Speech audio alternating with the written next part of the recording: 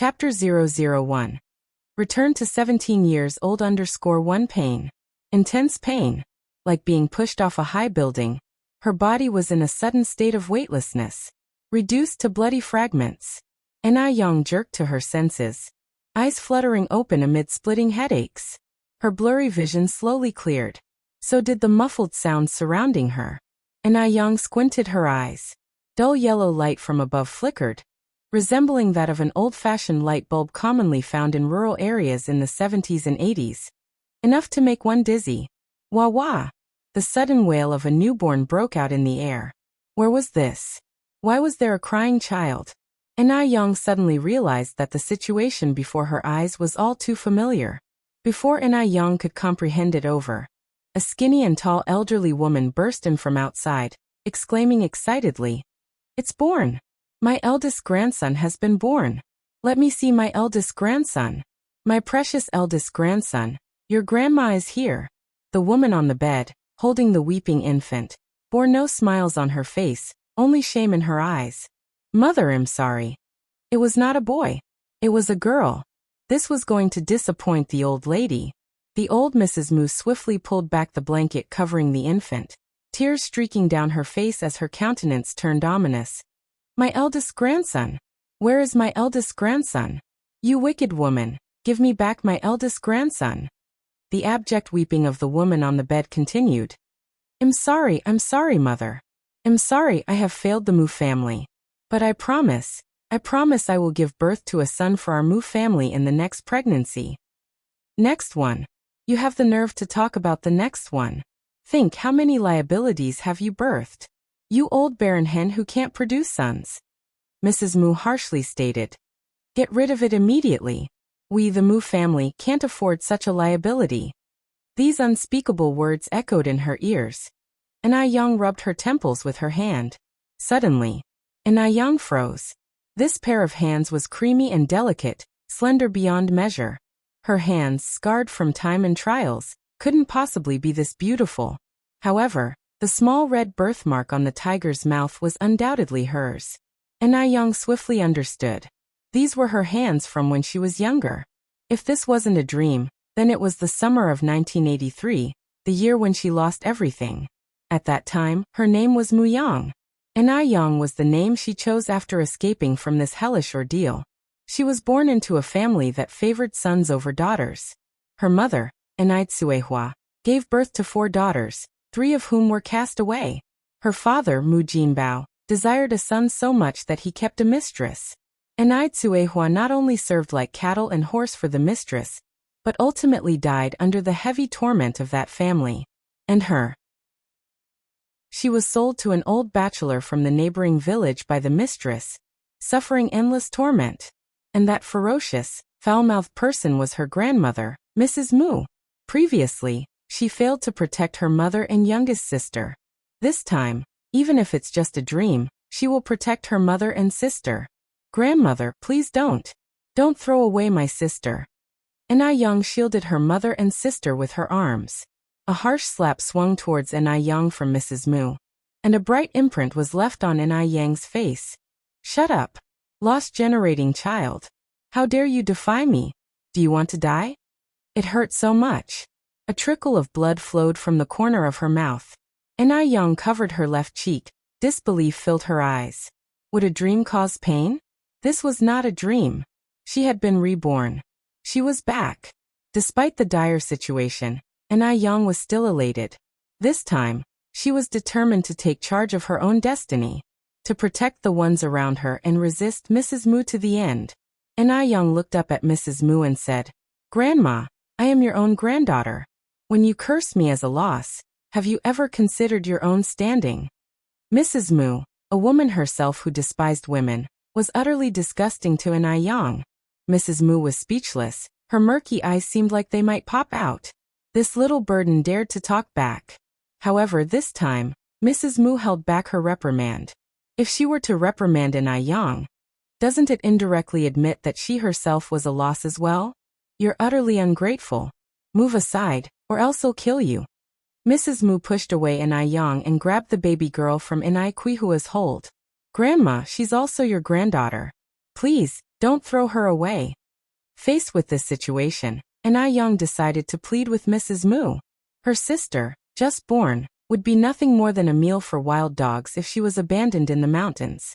If you find any errors, ads pop up, ads redirect, broken links, non-standard content, etc., please let us know report so we can fix it as soon as possible. Chapter 1 Return to 17 years old _1 pain. Intense pain. Like being pushed off a high building. Her body was in a sudden state of weightlessness. Reduced to bloody fragments. Young jerked to her senses, eyes fluttering open amid splitting headaches. Her blurry vision slowly cleared. So did the muffled sounds surrounding her. Young squinted her eyes. Dull yellow light from above flickered, resembling that of an old-fashioned light bulb commonly found in rural areas in the 70s and 80s, enough to make one dizzy. Wah wah! The sudden wail of a newborn broke out in the air. Where was this? Why was there a crying child? Young suddenly realized that the situation before her eyes was all too familiar. Before Young could comprehend it over, a skinny and tall elderly woman burst in from outside, exclaiming excitedly, "It's born! My eldest grandson has been born! Let me see my eldest grandson! My precious eldest grandson, your grandma is here!" The woman on the bed, holding the weeping infant, bore no smiles on her face, only shame in her eyes. "Mother, I'm sorry. It was not a boy. It was a girl." This was going to disappoint the old lady. The old Mrs. Mu swiftly pulled back the blanket covering the infant, tears streaking down her face as her countenance turned ominous. "My eldest grandson. Where is my eldest grandson? You wicked woman. Give me back my eldest grandson." The abject weeping of the woman on the bed continued. I'm sorry, mother. I'm sorry I have failed the Mu family. But I promise I will give birth to a son for our Mu family in the next pregnancy. Next one. You have the nerve to talk about the next one. Think, how many liabilities have you birthed? You old barren hen who can't produce sons. Mrs. Mu harshly stated. Get rid of it immediately. We the Mu family can't afford such a liability. These unspeakable words echoed in her ears. Young rubbed her temples with her hand. Suddenly, Young froze. This pair of hands was creamy and delicate, slender beyond measure. Her hands, scarred from time and trials, couldn't possibly be this beautiful. However, the small red birthmark on the tiger's mouth was undoubtedly hers. Young swiftly understood. These were her hands from when she was younger. If this wasn't a dream, then it was the summer of 1983, the year when she lost everything. At that time, her name was Muyang. Young was the name she chose after escaping from this hellish ordeal. She was born into a family that favored sons over daughters. Her mother, Tsuehua, gave birth to 4 daughters, 3 of whom were cast away. Her father, Mu Jinbao, desired a son so much that he kept a mistress. Tsuehua not only served like cattle and horse for the mistress, but ultimately died under the heavy torment of that family. And her. She was sold to an old bachelor from the neighboring village by the mistress, suffering endless torment. And that ferocious, foul-mouthed person was her grandmother, Mrs. Mu. Previously, she failed to protect her mother and youngest sister. This time, even if it's just a dream, she will protect her mother and sister. Grandmother, please don't. Don't throw away my sister. Young shielded her mother and sister with her arms. A harsh slap swung towards Young from Mrs. Mu, and a bright imprint was left on Yang's face. Shut up. Lost-generating child. How dare you defy me? Do you want to die? It hurt so much. A trickle of blood flowed from the corner of her mouth. Young covered her left cheek. Disbelief filled her eyes. Would a dream cause pain? This was not a dream. She had been reborn. She was back. Despite the dire situation, Young was still elated. This time, she was determined to take charge of her own destiny, to protect the ones around her, and resist Mrs. Mu to the end. Young looked up at Mrs. Mu and said, Grandma, I am your own granddaughter. When you curse me as a loss, have you ever considered your own standing? Mrs. Mu, a woman herself who despised women, was utterly disgusting to Young. Mrs. Mu was speechless. Her murky eyes seemed like they might pop out. This little burden dared to talk back. However, this time Mrs. Mu held back her reprimand. If she were to reprimand an Yang, doesn't it indirectly admit that she herself was a loss as well? You're utterly ungrateful. Move aside, or else I'll kill you.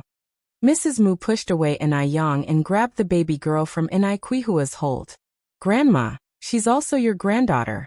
Please don't throw her away. Faced with this situation, Inai Yang decided to plead with Mrs. Mu. Her sister, just born, would be nothing more than a meal for wild dogs if she was abandoned in the mountains. Chapter 2 Return to 17 years old _2. Inai Tsuehua crawled up from the bed, kneeling in front of elderly Mu, crying out, "Mom, I beg you, don't throw her away, I beg you. As long as you don't throw her away, I'm willing to work like an ox and horse for the Mu family." Inai Tsuehua is just an honest countrywoman, uneducated, illiterate. All she knows is to respect her mother-in-law, serve her husband, and bear a son for her husband's family. Now that her daughter is about to be discarded by her mother-in-law, she has no other option but to plead submissively. She dares not refute when she is beaten and scolded by her mother-in-law and husband. Hearing this, elderly Mu was so angry that her face contorted. "You're supposed to work like an ox and horse for the Mu family. You worthless woman who can't give birth to a son. Why don't you just die? You're a jinx. You are our Mu family's jinx. Because of you, our family doesn't have a grandson. Mom, I beg you. Can you not throw away my child, please?" Inai Tsuehua pleaded desperately. "Wench, get lost." Elderly Mu glared fiercely at Inai Tsuehua, looking as if she could kill her at any moment. Her husband Mu Jinbao and elderly Mu are on the same side. He doesn't care about his daughter at all. He dreams of having a son. Mu Jinbao grabbed Inai Quihua's hair and said viciously, "Scoundrel. Can't give birth to a son and still dare to rebel, huh? Watch me kill you today." Inai Tsuehua cried so much that she ran out of tears. Her life is so unbearably hard. Why doesn't God bless her with a son? Why? Inai Yang watched everything in front of her, forcing herself to calm down. Then she suddenly seemed to remember something and knelt down on the ground. "Dad, Grandma, my sister is our family's lucky star. How could we throw our lucky star away?" Mu Jinbao spat with disgust. "Lucky star? I think it's more like a disaster star."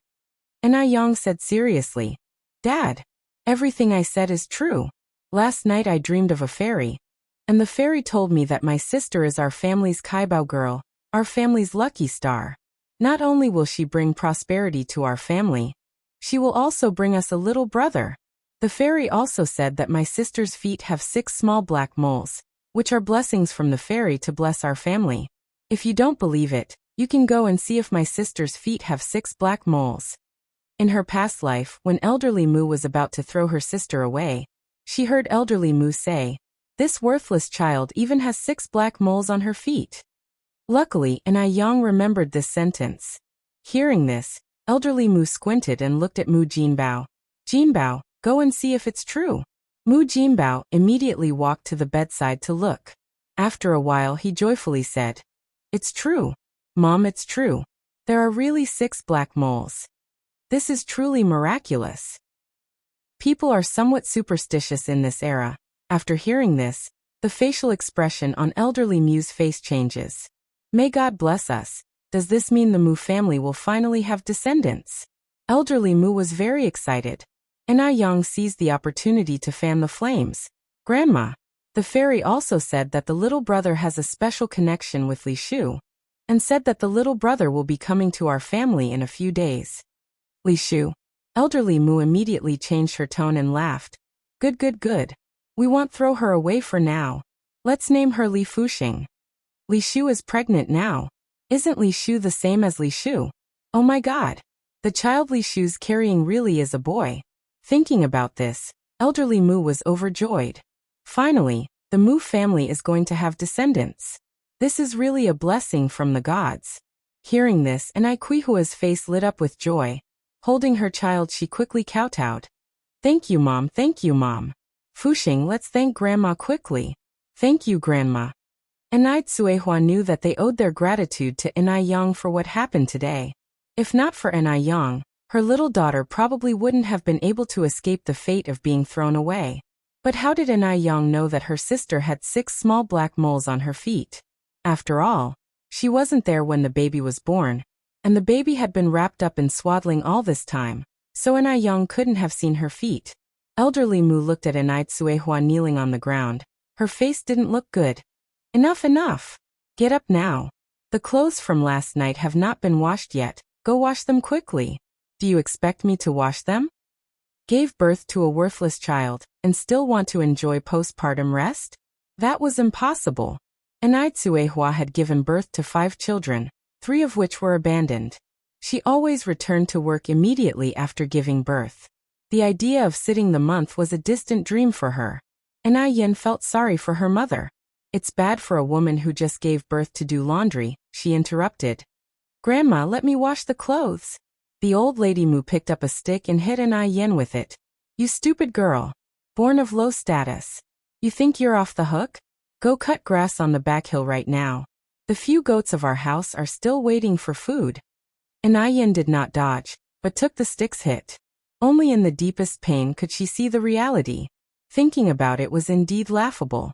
She and her mother combined were worth less than the goats at home. It was extremely ironic. Worried that the old lady Mu would continue to hit Yin, Tsuehua placed the child in her arms on the bed, reached out to grab the stick and said timidly, Mom, don't be angry, I'm going to wash the clothes right away.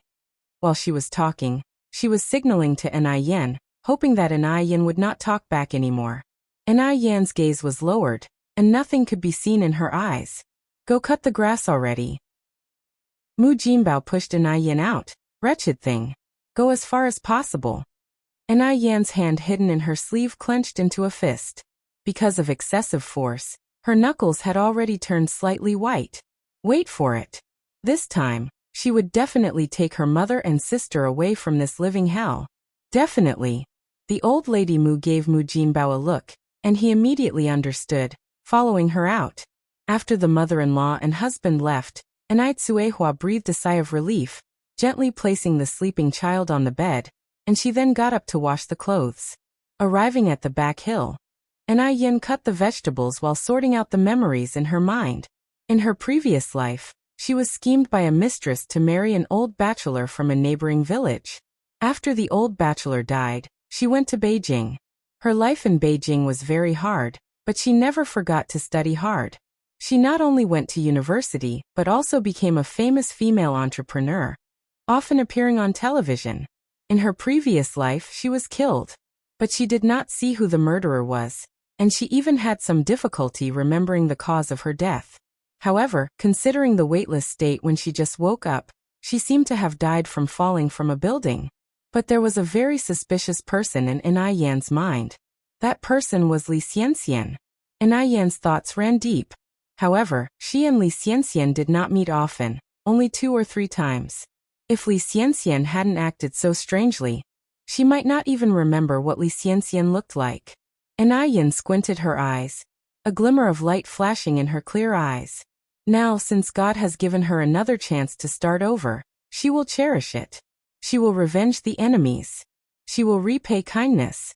She will rewrite her past life's fate and compose a prosperous era. Just when Yin was about to go home after mowing the grass, a heavy object suddenly rushed towards her from behind. Bang bang. The two rolled down the hill and directly to the bottom of the slope. Yin looked at the heavy object pressing on her, her face slightly white. It was a man of about 25 years old, with a pair of exquisite phoenix eyes. Danger lurked in the depths of his eyes. Shush. The man covered Yin's mouth with one hand, and made a gesture of silence with the other hand, placed against his lips. Chapter 3 Divorce. _1 The man and the woman were very close to each other, able to clearly see each other's faces. The man's hand was tight around her waist, and with a flip, their positions were changed. The man was now below, and she was on top. The only thing that did not change was his hand, still clenching at her slim waist. The girl had really white skin. She had perfect peach blossom eyes that were clear and flawless. Her long eyelashes, like little fans, fluttered, easily able to hook the souls of people with a casual glance. Although her left cheek bore a clear handprint, it did not detract from her beauty, but instead added a unique charm. Fortunately, Young was wearing a green dress today, hidden within the dense grass. With the green color as camouflage, there was no trace to be found. Thud thud thud. Neat footsteps rang from the slope, the sound of boots stepping on the grass field. No need to think, the people above were definitely searching for the man. In such a strict situation, even if she jumped into the Yellow River, she couldn't wash away the fact that she was hiding with a man if she were spotted. Young bit her lip, her face turned ghastly pale, her heartbeat quickened. What should she do now? At that moment, a loud voice rang from the slope. He disappeared just around here, search everywhere.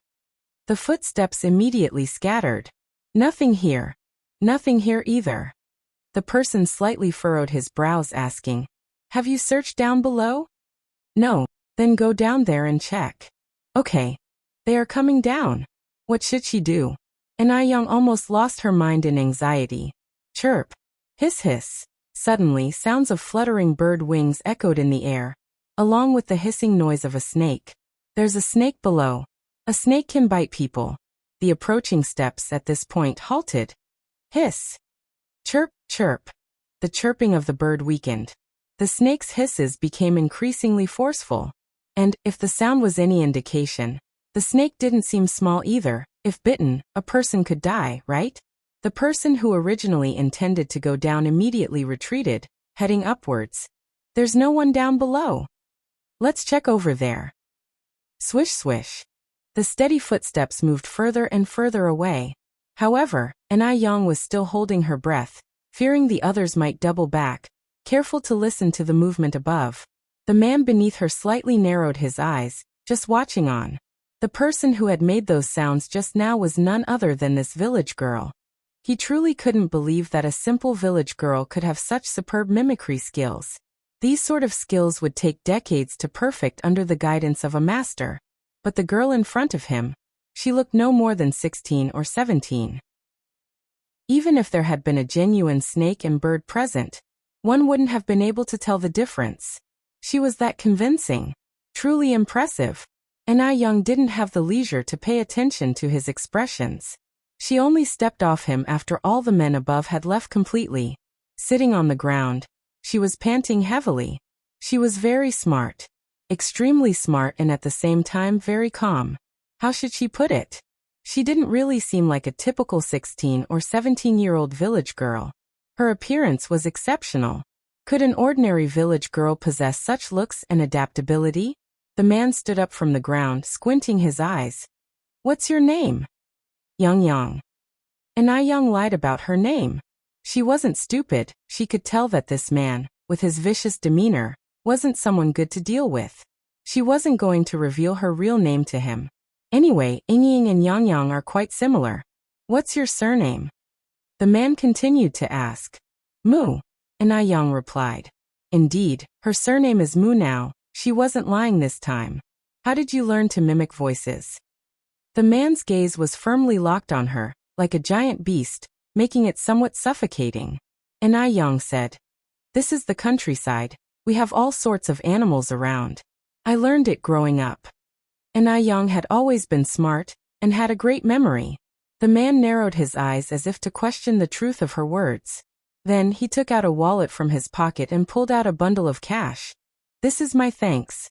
I'm from Beijing. If you ever run into trouble, you can come find me in Beijing." "All right." Young reached out to take the money, her expression obedient, but a flash of mockery passed through her downcast eyes. How could she ever seek out this kind of man that she wanted to avoid so badly? As for the money, of course she wouldn't refuse. It was rightfully hers after all. At the very least, she did save his life. If it weren't for her, this man might have been nabbed a long time ago. Moreover, she was in dire need of money right now. The man didn't linger around after giving the money. He left hurriedly. Just as he was about to disappear from Yang's sight, he suddenly turned back to look at Yang. Under the sunlight, the young girl stood there, slender and beautiful with skin as white as snow, as if she had just stepped out of a painting. Even the rich young ladies in the city couldn't compare to her. After one last glance, the man left. Once the man's figure disappeared out of sight, and Yang exhaled. At this moment, a dazzling reflection caught her eye. When she looked closely, she realized it was a watch in the grass. Yang picked up the watch, casually putting it into her basket, and returned home with the green grass. When Yang returned home to the Mu family, a faint aroma of food wafted from the courtyard. Naturally, the one cooking was Tsuehua. Though Tsuehua had just given birth, she didn't have a moment to rest. "Mom, let me help you." "You go and check on my little sister." Yang picked up the spatula and skillfully flipped the potato pancake in the pan. Yang, I can handle this." Tsuehua watched Yang, and suddenly realized that her daughter had grown up quite a lot. The Yang of the past was extremely timid, scared half to death at the sight of a mouse. But today, she dares to challenge both Jinbao and the Mu matriarch. After flipping the potato pancake, Yang looked up at Tsuehua. "Mom, do you want to continue living like this?" Tsuehua was taken aback. "What do you mean, Yang?" Yang sighed. "Mom, divorce him." "Divorce? Such a thing is unheard of in this age. Furthermore, this is a secluded rural area. How could Tsuehua, a traditional rural woman, even consider such a thing? In Kuihua's eyes, divorcees are immoral, flirtatious, bad women. What good woman would divorce? Kuihua's voice turned cold. "What nonsense are you spouting?" Yang took a deep breath. "Mom, think about it. What kind of life have you been leading in the Mu family? Do grandma and dad treat you like a human being? To them, you're just a tool for reproduction, only doing all the dirty and exhausting work. Mom, think carefully. What's the point of staying in this family? If this continues, it's not just my 3 younger sisters who will be thrown out. We might all end up dead." Yang hoped that her mother would come to her senses soon. But she didn't. Tsuehua simply couldn't accept these words, because she was used to enduring hardships. She immediately covered Yang's mouth and said angrily, "Who allowed you to slander your dad and grandma? You are just a child. If you dare to say such things again, I'll tear your mouth to pieces." Although Tsuehua knew Yang was trying to defend her, and everything Yang said was true, but the old-fashioned education Tsuehua received from a young age had taught her that children shouldn't criticize their elders behind their backs. Such behavior was unfeeling. Besides, women were meant to obey their husbands after all. She couldn't resist. Yang sighed. She understood her mother's thinking and knew what her mother was worried about. Let's just wait a little longer, until mother sees the truth. Then she will willingly leave this place where people are being consumed. Yang had a plan in her heart. Tsuehua gently touched Yang's reddened face and said hoarsely, "Does it hurt? Yang, does your face still hurt? Your grandma hit you too hard. Yang, listen to me. Don't confront your grandma next time. It won't be as simple as a slap next time." Yang slightly lifted her eyes and smiled. "It's okay, Mom. It doesn't hurt, not at all." "Really?" Tsuehua asked incredulously. "Yes." Yang nodded faintly. She had suffered so much in her previous life. What was a little pain to her now? Just at this moment, there came a sound of footsteps from the courtyard. The Mu matriarch put on an affected demeanor and yelled, "Where are you people?" "Dead." Tsuehua, "Get out here. Don't you know we have guests?" Tsuehua immediately ran out. "Mother Jinbao. Who is this?" Standing between the Mu matriarch and Jinbao was a plump, good-looking middle-aged woman. The Mu matriarch said, "This is my niece Ashu from my mother's side. Ashu is 9 months pregnant now. Remember to take good care of her. Since Ashu is expecting, any good food or drink in our house should be given to her first. Understand?" Chapter 4 Aunt Ashu _1 The noise outside was quite loud. Yang walked to the window, took a glance outside, and a chilling curve from her lips to her mouth. Just like ice in the 12th lunar month, it makes people shiver without being cold. She would recognize the person outside even if they turned to ashes. It was Li Shu, Mu Jinbao's mistress, and also the one who cunningly planned to marry her off to an old bachelor. In her memories from the past life, Li Shu indeed had a son. This son, nearly worshipped by Lady Mu and Mu Jinbao, was named Mu Yaozu. But how could someone like Li Shu produce something good? Mu Yaozu was extremely vile. At 5 years old, he caused Enai Tsuehua to miscarry, and at 16 he was sent to prison for rape. He was simply a social cancer. Li Shu lifted a very false smile on her face. Sister Tsuehua, hello, I am Li Shu, just call me Ashu. I will rely on you in the future. If Li Shu really were Lady Mu's niece, she should address Enai Tsuehua as sister-in-law according to seniority. But she didn't. She was provoking Enai Tsuehua, after all, who was carrying the seed of Mu Jinbao in her belly. Enai Tsuehua was just a hen that can't lay sun eggs. Such a person, only good to be her workhorse. Li Shu's facial expression wasn't pretty, but the honest and down-to-earth Enai Tsuehua didn't notice her abnormality, nor what was wrong with her words. Enai Tsuehua smiled and said, "Sure, as long as you don't mind our poor living conditions." What a fool. No wonder she can't bear a son. Li Shu looked at Enai Tsuehua with a gaze full of derision. Lady Mu turned to Enai Tsuehua and said, "You have to arrange a place for Ashu to stay right now. Ashu is pregnant, you can't treat her badly."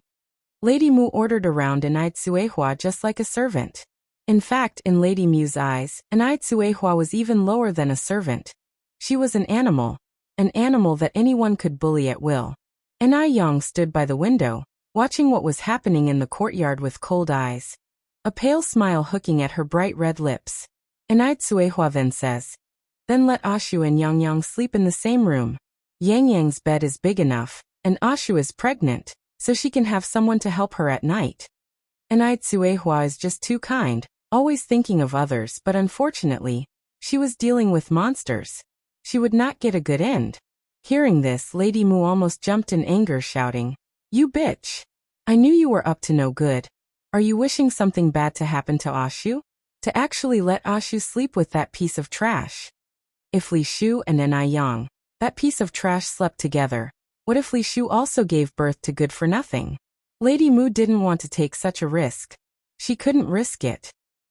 Enai Tsuehua went pale with fright. "Mother, we don't have any other rooms." Although the Mu's living condition in the village was considered okay, it's still a rural area. No matter how good it was, it couldn't be that good, right? Lady Mu was glaring at Enai Tsuehua. Of course, Ashu needs to stay alone in that piece of trash's room. How does a piece of trash qualify to live in a room? What about Yang Yang? Enai Tsuehua asked. "Let that piece of trash roll into the woodshed. Or the sheepfold will do too," spat Lady Mu savagely. Enai Tsuehua looked at Lady Mu and said, "Mother, how can people live in the woodshed? Furthermore, Enai Yang was already so big, how convenient would it be for her to live in the woodshed?" Lady Mu didn't expect Enai Tsuehua to be defiant, and scolded directly. "You barren old hen, you're out of control now. Now you dare to talk back to me. If I ask you to move, you move." Mu Jinbao came over, not wasting even one word, and went straight to action. Enai Tsuehua was kicked to the ground. "You worthless woman! You dare argue with my mother? I think you are in need of a good beating." "Don't hit me anymore, don't hit me, Jinbao, I want dare." Enai Tsuehua begged for mercy repeatedly. Mu Jinbao rolls up his sleeves. "Don't waste time. Go and clean the room now." Enai Tsuehua immediately stands up from the ground without uttering a word, and goes to clean Enai Yang's room. Watching the happenings in the courtyard, Enai Yang could feel a surge of wrath boiling in her. She wished she could march out right now and kill those people outside. But reason told her she couldn't. She couldn't do this. She had to escape safely with her mother and sister from here. Soon. She would be able to leave with her mother and sister soon. Just hold on a little longer. Mu Jinbao took Li Shu to rest. In front of Enai Tsuehua, Mu Jinbao was an incredibly brutal and abusive man, but in front of Li Shu he wished he could give his heart to her. Enai Yang hated her father to the core. Just then there were footsteps outside the kitchen. Enai Yang hid her wrath, slightly turned and put on a feigned smile. "Grandmother." Madame Mu tossed the stuff in her hands onto the stove, not a trace of smile on her face. "You good for nothing, stew this chicken. If I catch you sneaking any, I'll tear your mouth apart." In these hard times when even having a full meal was difficult, how could common folks possibly afford meat? Not to mention the chicken. Unexpectedly, stingy Madame Mu actually bought a whole chicken for her great-grandson. Enai Yang picked up the chicken, returned to her usual meek demeanor, and said in a low voice, "I understand, grandmother." Seeing Enai Yang, Madame Mu nodded in satisfaction. That's how a good-for-nothing should behave. After cleaning the hen, Enai Yang put it in the pot to stew. She couldn't chop the chicken up, or Madame Mu would suspect her of stealing. While stewing the chicken, Enai Yang seemed to have thought of something, the corner of her mouth curling into a slight smile. Li Shu was an old friend after all. How could she not give her a farewell gift before leaving? Since Li Shu's son Mu Yaozu was a scourge on society in his past life, in this life, she would turn the scourge into a fool.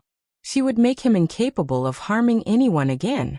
Mu Yaozu was not innocent, and Enai Yang could consider this as doing a good deed by eliminating the vermin. Enai Yang went to the base of a large tree in the courtyard, where a type of orchid grass grew, bearing purple flowers. The flowers were non-toxic, but the stamen inside the flowers was poisonous. This flower was colorless, tasteless, leaving no trace behind. In this era where prenatal screenings were non-existent, who could find it out? In her past life, it was only after studying medicine that Enai Yang learned the scientific name for these flowers. Enai Yang casually plucked several flowers and walked towards the kitchen. After the chicken soup was ready, Enai Tsuehua came in. "Yang Yang, come, let me pass you by and deliver the chicken soup to your Aunt Ashu." The air was permeated with the delicious aroma of chicken soup. Enai Tsuehua couldn't help but swallow saliva. She had never smelled such a savory chicken soup before. It must be delicious. Enai Yang checked that there was nobody behind Enai Tsuehua. Carefully took out a bowl of oily chicken soup. "Mom, I secretly poured this out. Nobody will find out. Drink it while it's hot." Chicken soup is beneficial for Enai Tsuehua, who has just given birth. But how could the ever-obliging Enai Tsuehua sneak a sip of a guest's soup? "I won't drink it. Mom's in good health. There's no need for this. Pour it back quickly. I have to deliver it to your Aunt Ashu." Enai Yang didn't say much in response. She lifted the chicken soup and finished it in one gulp. Such a good chicken soup. How could Li Shu benefit from it? Yang, how could you do something like this?" Enai Tsuehua slightly frowned. Enai Yang's eyes bore a serious look. Her words were earnest and filled with emotion. "Mom, that Li Shu is not a good person at all. I'm telling you, the child in her belly is most likely my dad's. They're fooling you. Mom, wake up." Chapter 5. There is a conspiracy _1. Enai Yang's words were well-reasoned and justified. Li Shu is just a pregnant woman. The two from the Mu family, who had thrown their own daughter and granddaughter to feed the wolves, would they actually slaughter a chicken and mutton to entertain another's pregnant woman? But Enai Tsuehua is inherently kind-hearted. She believes that the world is as good-hearted as her since she is. At the same time, she also believes that the old Mu lady and Mu Jinbao aren't like that. And besides, she had brought disgrace to the Mu family by not giving birth to a son. How could she dare to question the old Mu lady and Mu Jinbao now? Enai Tsuehua immediately covered Enai Yang's mouth. Yang, you can't talk nonsense like this. They are your grandparents and your father. You as a daughter, how can you talk about them this way? It's just a chicken, right?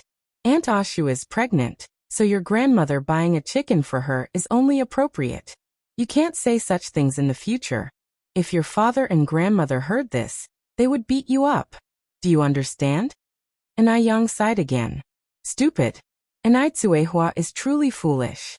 No wonder she was bullied to death in her previous life. Enai Yang sighed. Li Shu is just pregnant, but my grandmother has made chicken soup for her and asked you to take care of her. Mom, you've just given birth to my little sister. You're weaker than Li Shu right now, but has Grandma made chicken soup for you? Haven't you ever wondered why? Why can't you wake up? Enai Yang closed her eyes, finding it hard to breathe. Enai Tsuehua also sighed. It's all my fault. I didn't give birth to a brother for you. If I could have had a son, perhaps things would not be this way. She took all the blame onto herself. Enai Yang continued. It's not your fault that you didn't give birth to a son. It's not your mistake. The sex of a child depends on the father. It has nothing to do with you. Besides, these days everyone is equal. So what's the difference between a boy and a girl? But there's a big difference. Boys can carry on the family name. What can girls do? Haven't you heard the saying a daughter married is like a bucket of water thrown away? The idea that men are superior to women has deeply ingrained in Nai Quihua's mind, and it's hard to eradicate. Nai Yang's eyes were cold. Mom, you're a woman too. You can't belittle women.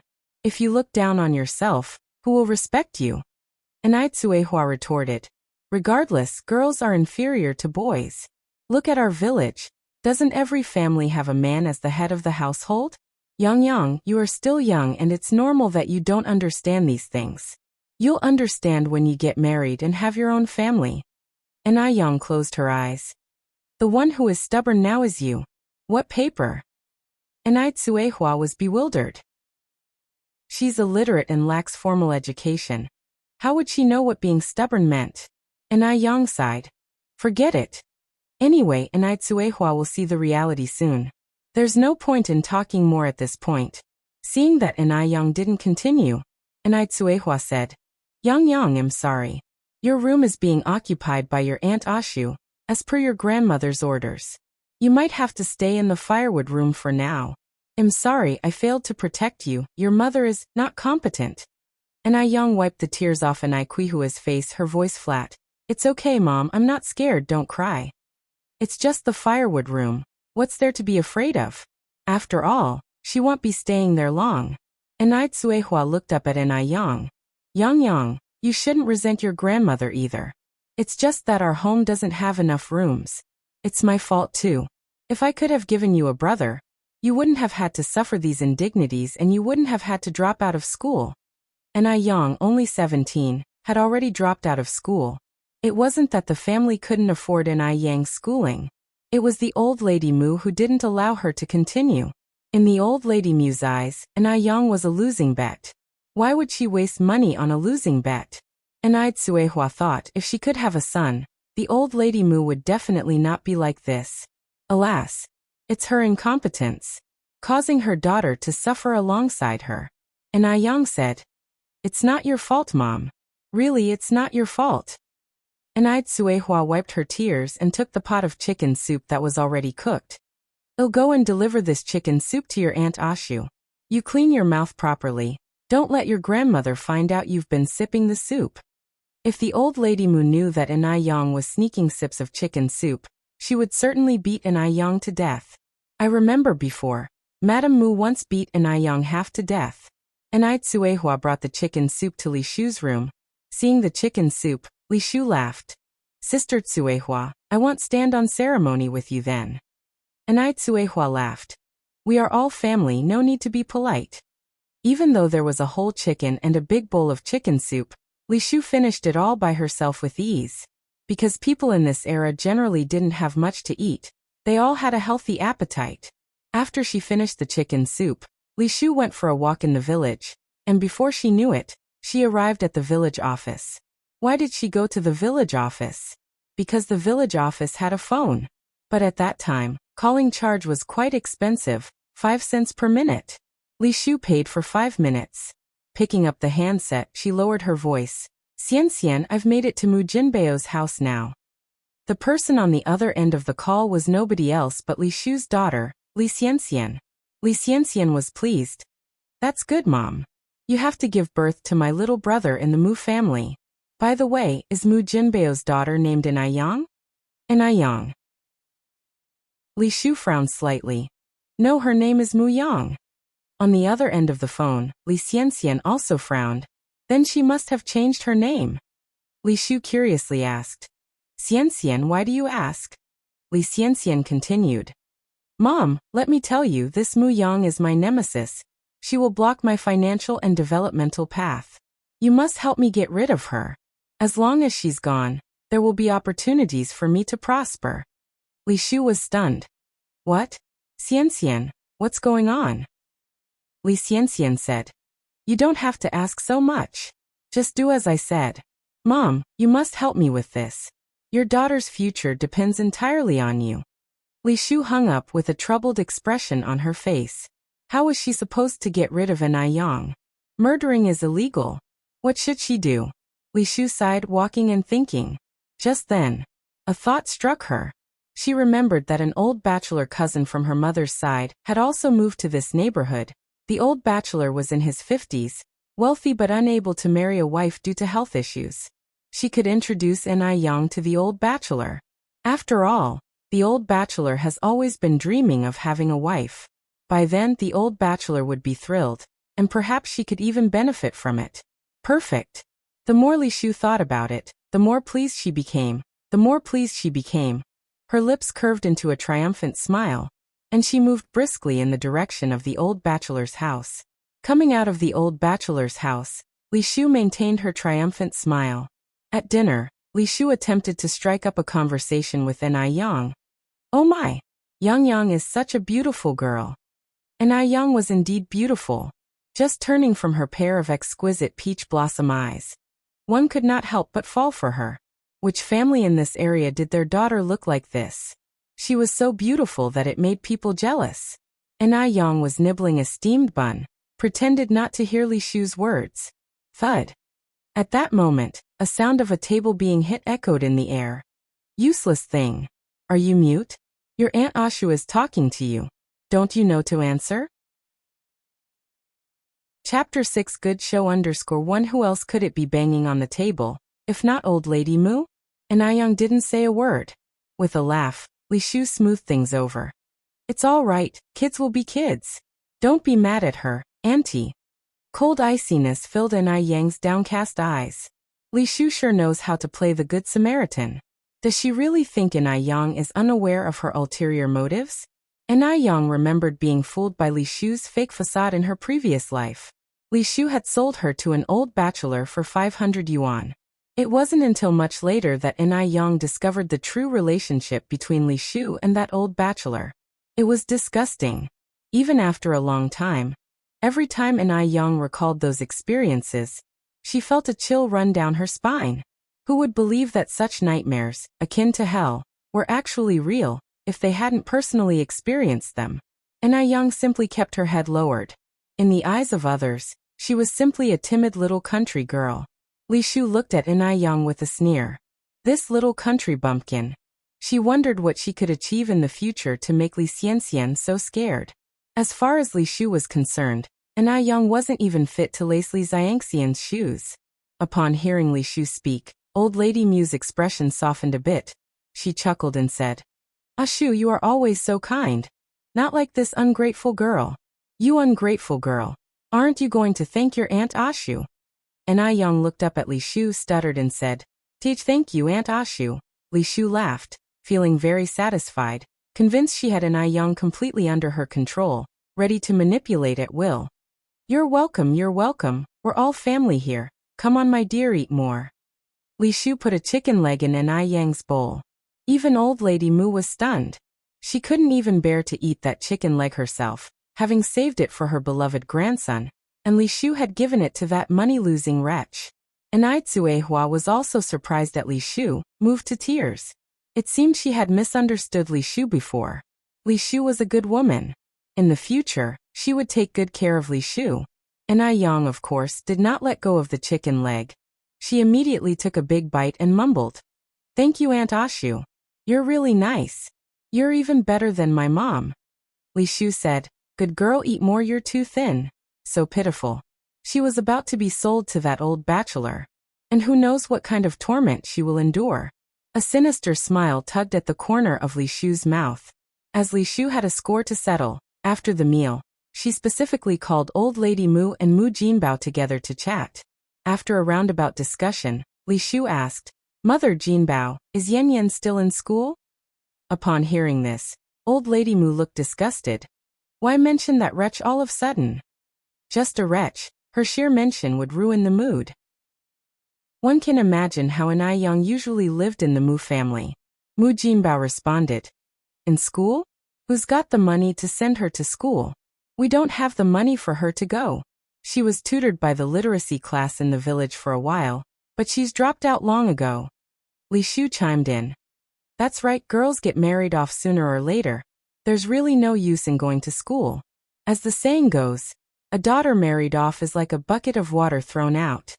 Old lady Mu liked what she heard and happily said, Indeed, Ashu understands me.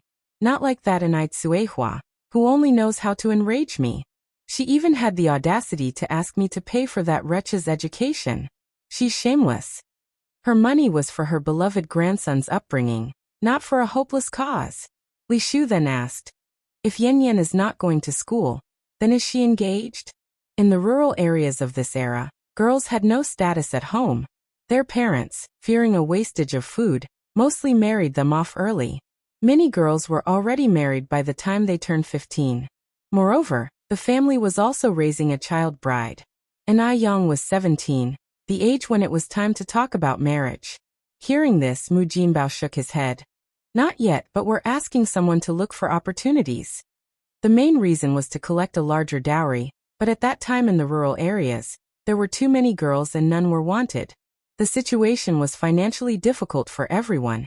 It was tough to collect a large dowry. So, the marriage affair of Enai Yang had been put on hold. Otherwise, Enai Yang would have been married a long time ago. Lady Mu stated, we, the Mu family, have raised the money-losing girl for 17 years. We can't let her get married on the cheap. Li Shu chimed in. Mom, you're right. There is a good marriage opportunity available here. Would you like to listen? Old Lady Mu trusted Li Shu a lot, so she responded. Ashu, I trust you. Go on and tell me. Li Shu said. My cousin has been struggling to find a suitable wife. He heard that Yang Yang is only 17 this year, and is very beautiful, so he offered to buy Yang Yang for 200 yuan. Mom, what do you think? Bought. Li Shu was talking about buying. Enai Tsuehua was also bought by Mu Jinbao. A bought wife can't return to her maiden home. It was like signing a slavery contract. That's why the Mu family dared to bully Enai Tsuehua so unreasonably. In fact, Enai Tsuehua has a brother who has not visited the Mu family in all these years. Enai Tsuehua, who was bought for a few yuan, never thought her daughter could be sold for 200 yuan. This was 200 yuan. For that era, 200 yuan was a huge sum. You must know that at that time, the price of salt was just 1 cent per kilogram. A kilogram of pork was just a few cents. Old Lady Mu never dreamed that Enai Yang could be sold for 200 yuan. Ashu, is that money-losing girl really worth that much? Li Shu laughed and said, Mom, listen to you. I could cheat anyone but not you. And the person offering this is my cousin. He told me himself. Hearing this, Old Lady Mu was almost laughing her eyes out. And Mu Jinbao was also very happy. Listening to the discussions in the room, Enai Yang's face was filled with sarcasm. Just as in her previous life. On the first day of Li Shu's arrival, she couldn't wait to sell her. A saying from the future couldn't be more accurate. The most fearful thing in the world is not ghosts, but people. Enai Yang narrowed her eyes slightly, stepped lightly to leave, and dragged Enai Tsuehua out of the house. The darkness of the night effectively concealed their figures. Mom, lower your voice. Listen to what my father and grandmother are discussing in the room. What? Enai Tsuehua was somewhat puzzled. Enai Yang directly raised her hand to cover Enai Kuihua's mouth. Listen carefully. Enai Tsuehua stared blankly at her daughter. The moonlight tonight was beautiful, shining evenly on Enai Yang, as if coating her with a silver hue. In the moonlight, she was like a fairy coming down from the moon, stunningly beautiful. It must be said, the changes in Enai Yang were too pronounced. At this moment, the voices in the room were heard again. Mom, Jinbao, if you agree to sell Yang Yang to my cousin, tomorrow Jinbao and I will go over there. To finalize things quickly, to avoid unnecessary delays. Enai Tsuehua frowned slightly. Generally speaking, shouldn't Li Shu call Old Lady Mu as auntie? Why did she call her mom? Did she mishear? Before Enai Tsuehua could react, Old Lady Mu's voice came from inside the house again. Ashu, are you saying that money-losing girl can actually be sold for 200 yuan? Absolutely. Li Shu hurriedly nodded. Old Lady Mu continued. Why is he willing to spend 200 yuan to buy a wife? Old Lady Mu was too curious. Li Shu hesitated for a moment, then said, Because my cousin is a castrated man who can't have children. Chapter 7 Final Awakening _1 A eunuch? What is a eunuch? A eunuch is a man without root. Upon hearing this, Old Lady Mu fell silent. She had lived for so long, and it was her first time hearing about a real eunuch. Seeing old lady Mu silent, Li Shu continued. Mom, my cousin is also getting older. He is over 50 this year, which is somewhat older than Jinbao. What do you think about selling Yang Yang over to him? Li Shu's words were intended to probe the position of Ni Yang in Mu Jinbao's and old lady Mu's hearts. Old lady Mu said, We should sell. Of course we should sell. It's 200 yuan. How could we miss this opportunity to fortune? Mu Jinbao chipped in. Right. Mom is right. We can't miss this opportunity to fortune. Where is your cousin now? We have to send over this money-losing thing immediately. It's just wasting food at home every day and being an eyesore. Compared with this money-losing thing and 200 yuan, of course, 200 yuan is more important. What is a money-losing thing anyway? Li Shu laughed and said, All right, since you and Mom agree, Jinbao, we will visit my cousin's house tomorrow. After all, it's 200 yuan. My cousin will also come to see the person. Otherwise, he will not feel at ease. Ni Yang squinted slightly. I remember in my previous life, that old bachelor also came. But at that time, Li Shu lied to her and said, this old bachelor was just visiting the family, and Ni Yang believed it. She hated that she was not suspicious enough at that time. Old lady Mu chuckled. It's normal to check. I'll make that money-losing thing tidy up well tomorrow. We won't disappoint your cousin. Li Shu nodded. Mom, you'll have a lot of troubles then. Old lady Mu laughed. What's there to worry about, Ashu? You are the one who has worked hard. Li Shu followed. Mom, do you think I'm really carrying a boy in my stomach? Old lady Mu replied. Of course it's true. The immortal has said it. Would they be lying? Ashu, stay home and cultivate your fetus properly. Give birth to a boy for our Mu family as soon as possible. Li Shu nodded shyly. It had started raining outside unknowingly. On Ni Quihua's face, it was unclear whether the droplets were rain or tears. She was deceived. She was really deceived. She was deceived so badly. All these years she served her in-laws and husband, took on the dirtiest and most tiring work at home, worked like an ox and a horse for the Mu family, did not resist against the beatings and never complained about anything. Even if she was wearing the worst clothes and eating pig food, she never hated anyone. But now, she was rewarded with such an outcome. Boom! A thunderous sound echoed from the horizon, which was particularly terrifying. Ni Cuehua looked up at the sky. Her body was so weak that she couldn't muster any strength. What should she do? What should she do now? Her daughter is going to be sold. Her husband betrayed her. There is no place for her in this world. Why is her life so sorrowful? Ni Cuehua simply wanted to wail loudly. Mom, are you okay? Ni Yang looked at Ni Cuehua. His clear and handsome face showed no expression.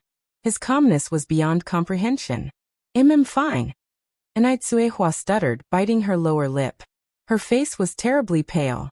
Ni Yang sighed, led Ni Cuehua to sit down under the firewood room. Mom, don't cry. A woman's fate is in her own hands. Crying won't solve anything. Ni Cuehua hugged Ni Yang tightly and choked up. Yang, I'm sorry I failed you. I'm not capable. I couldn't protect you. I'm sorry. Ni Cuehua cried her heart out. Ni Yang patted Ni Quihua's back gently.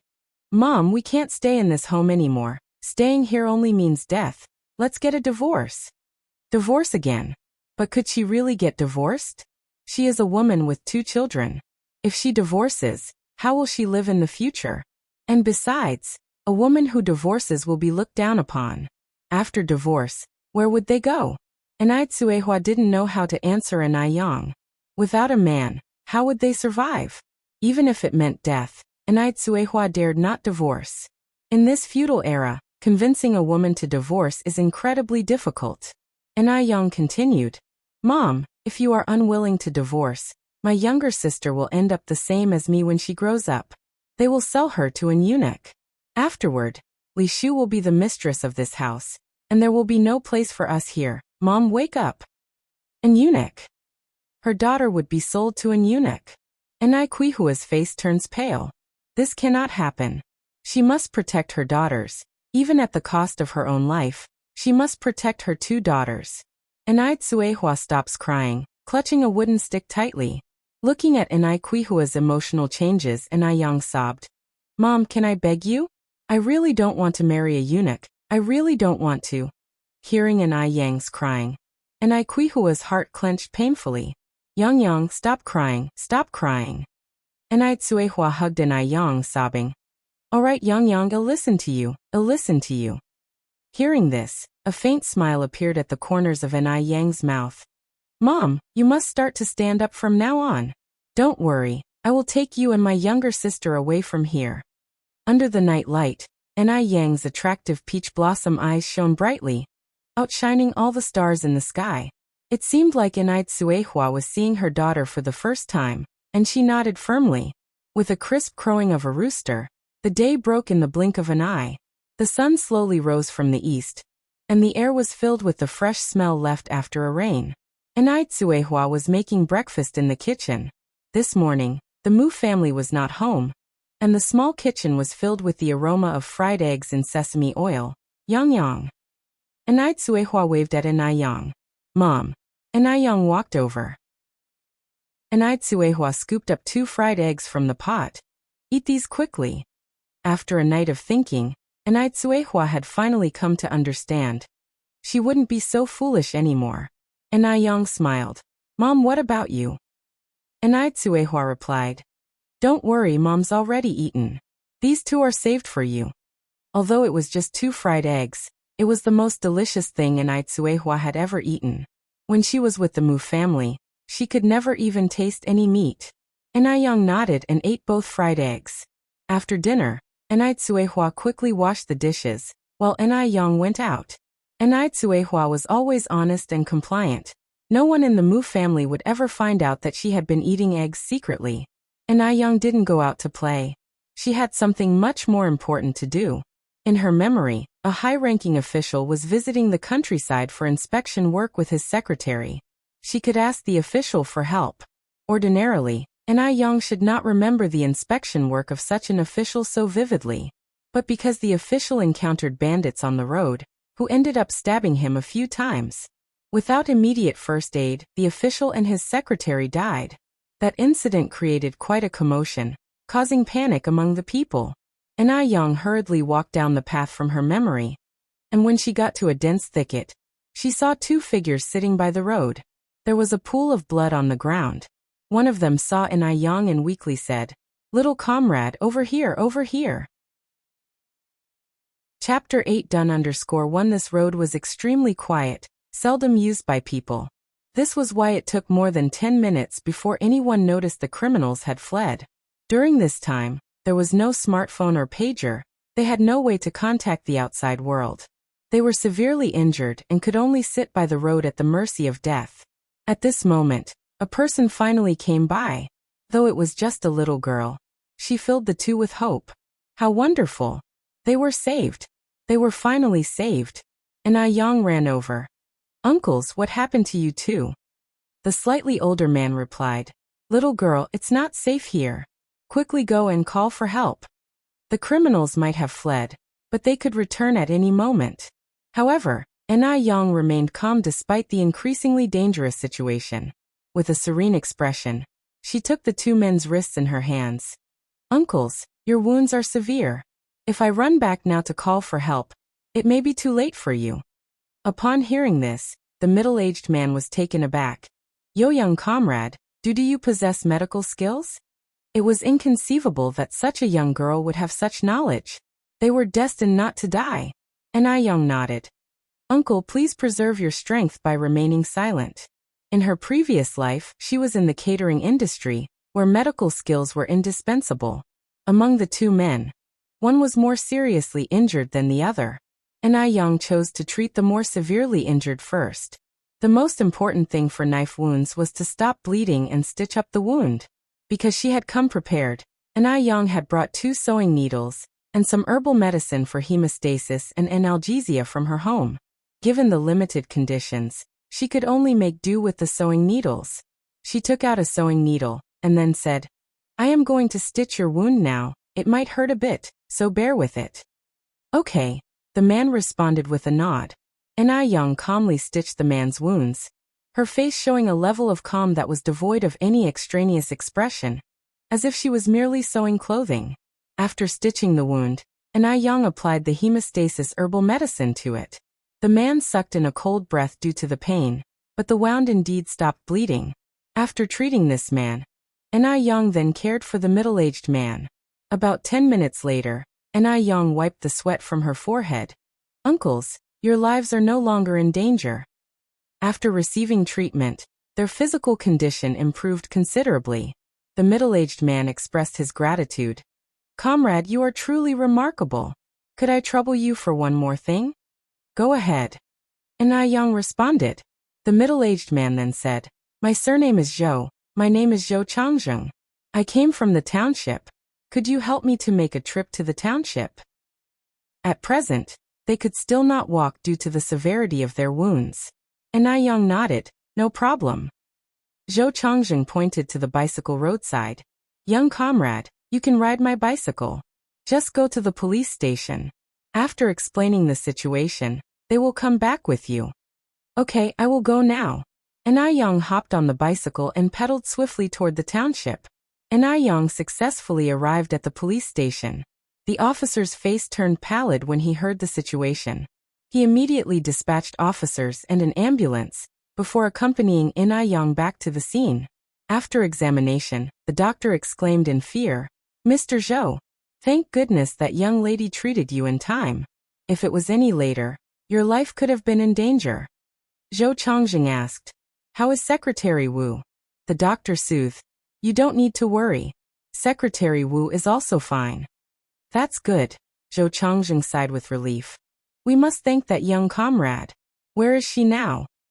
The doctor said, "She's outside, oh call her in." Yang was summoned to the ambulance. Zhou Changjing asked, "Young comrade, what's your name?" Yang replied, "Uncle Zhou, my name is Yang. I live in Dam Village."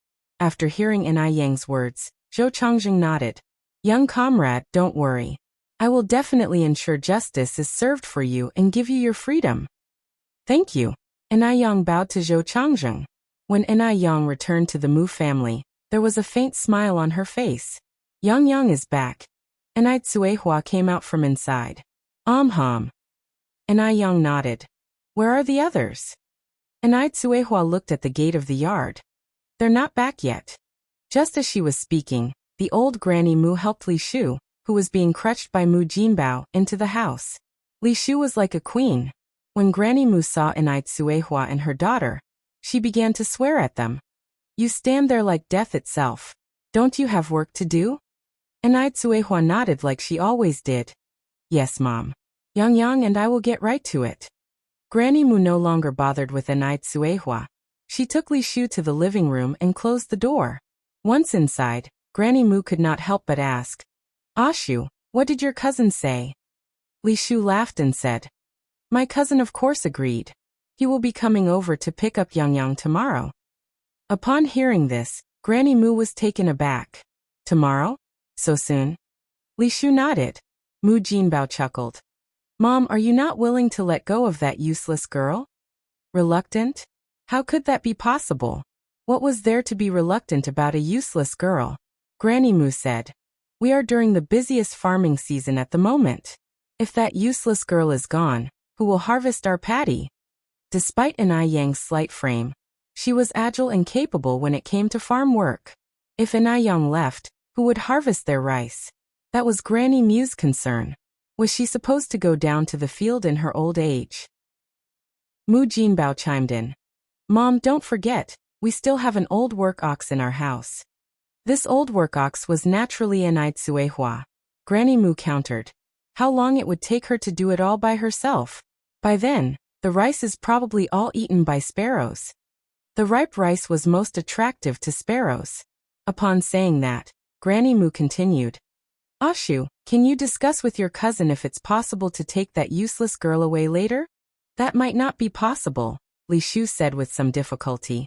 "Moreover, my cousin has already given a deposit of 50 yuan. With that said, Li Shu took out 50 yuan and put it on the table. Seeing the 50 yuan note, Granny Mu's eyes sparkled.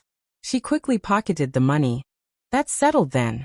Let your cousin pick her up tomorrow. Okay. Li Shu was very pleased with herself. After she said that, Li Shu asked, Mom, how do we break the news of this to Yang Yang?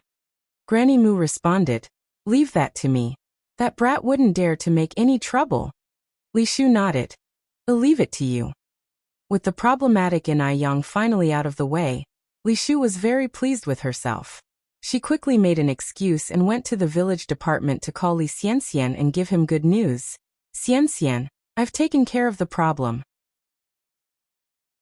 Chapter 9 Are You Crazy? 1 Li Shu adored her daughter, Li Xianxian, immensely. Li Xianxian was quite remarkable herself. Not only had she attended university at a very young age, she had also accomplished a lot. However, Li Shu had always been unable to comprehend why Li Xianxian, a daughter aptly compared to a treasure from heaven, would feel intimidated by In Yang, who was no better than mud. How could In Yang possibly influence Li Xianxian? But since it was something her daughter had instructed, she was naturally going to do it flawlessly. Now she had successfully wed In Yang off to a eunuch, and even made a profit from it. Li Shu was extremely pleased. Is it done? On the other end of the call, Li Xianxian narrowed her eyes before asking, Mom, how did you handle In Yang?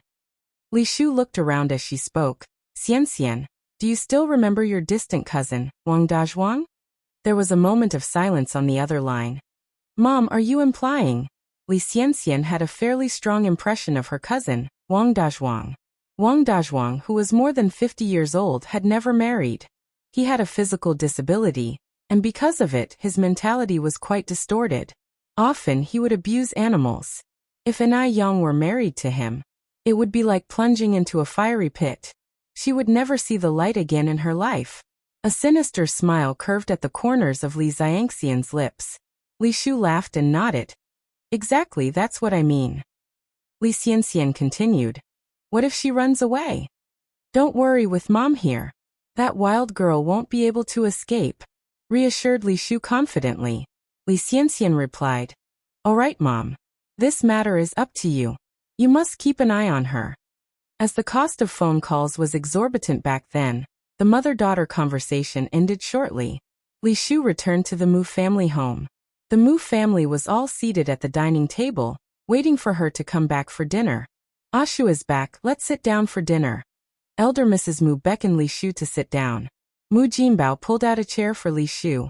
At the table, Elder Mrs. Mu turned to Anai Tsuehua and deliberately asked, Tsuehua, how old is Yang Yang this year? Hearing Elder Mrs. Mu's voice, Anai Tsuehua couldn't help but shudder. If you've been oppressed for a long time, you can't change certain habits overnight.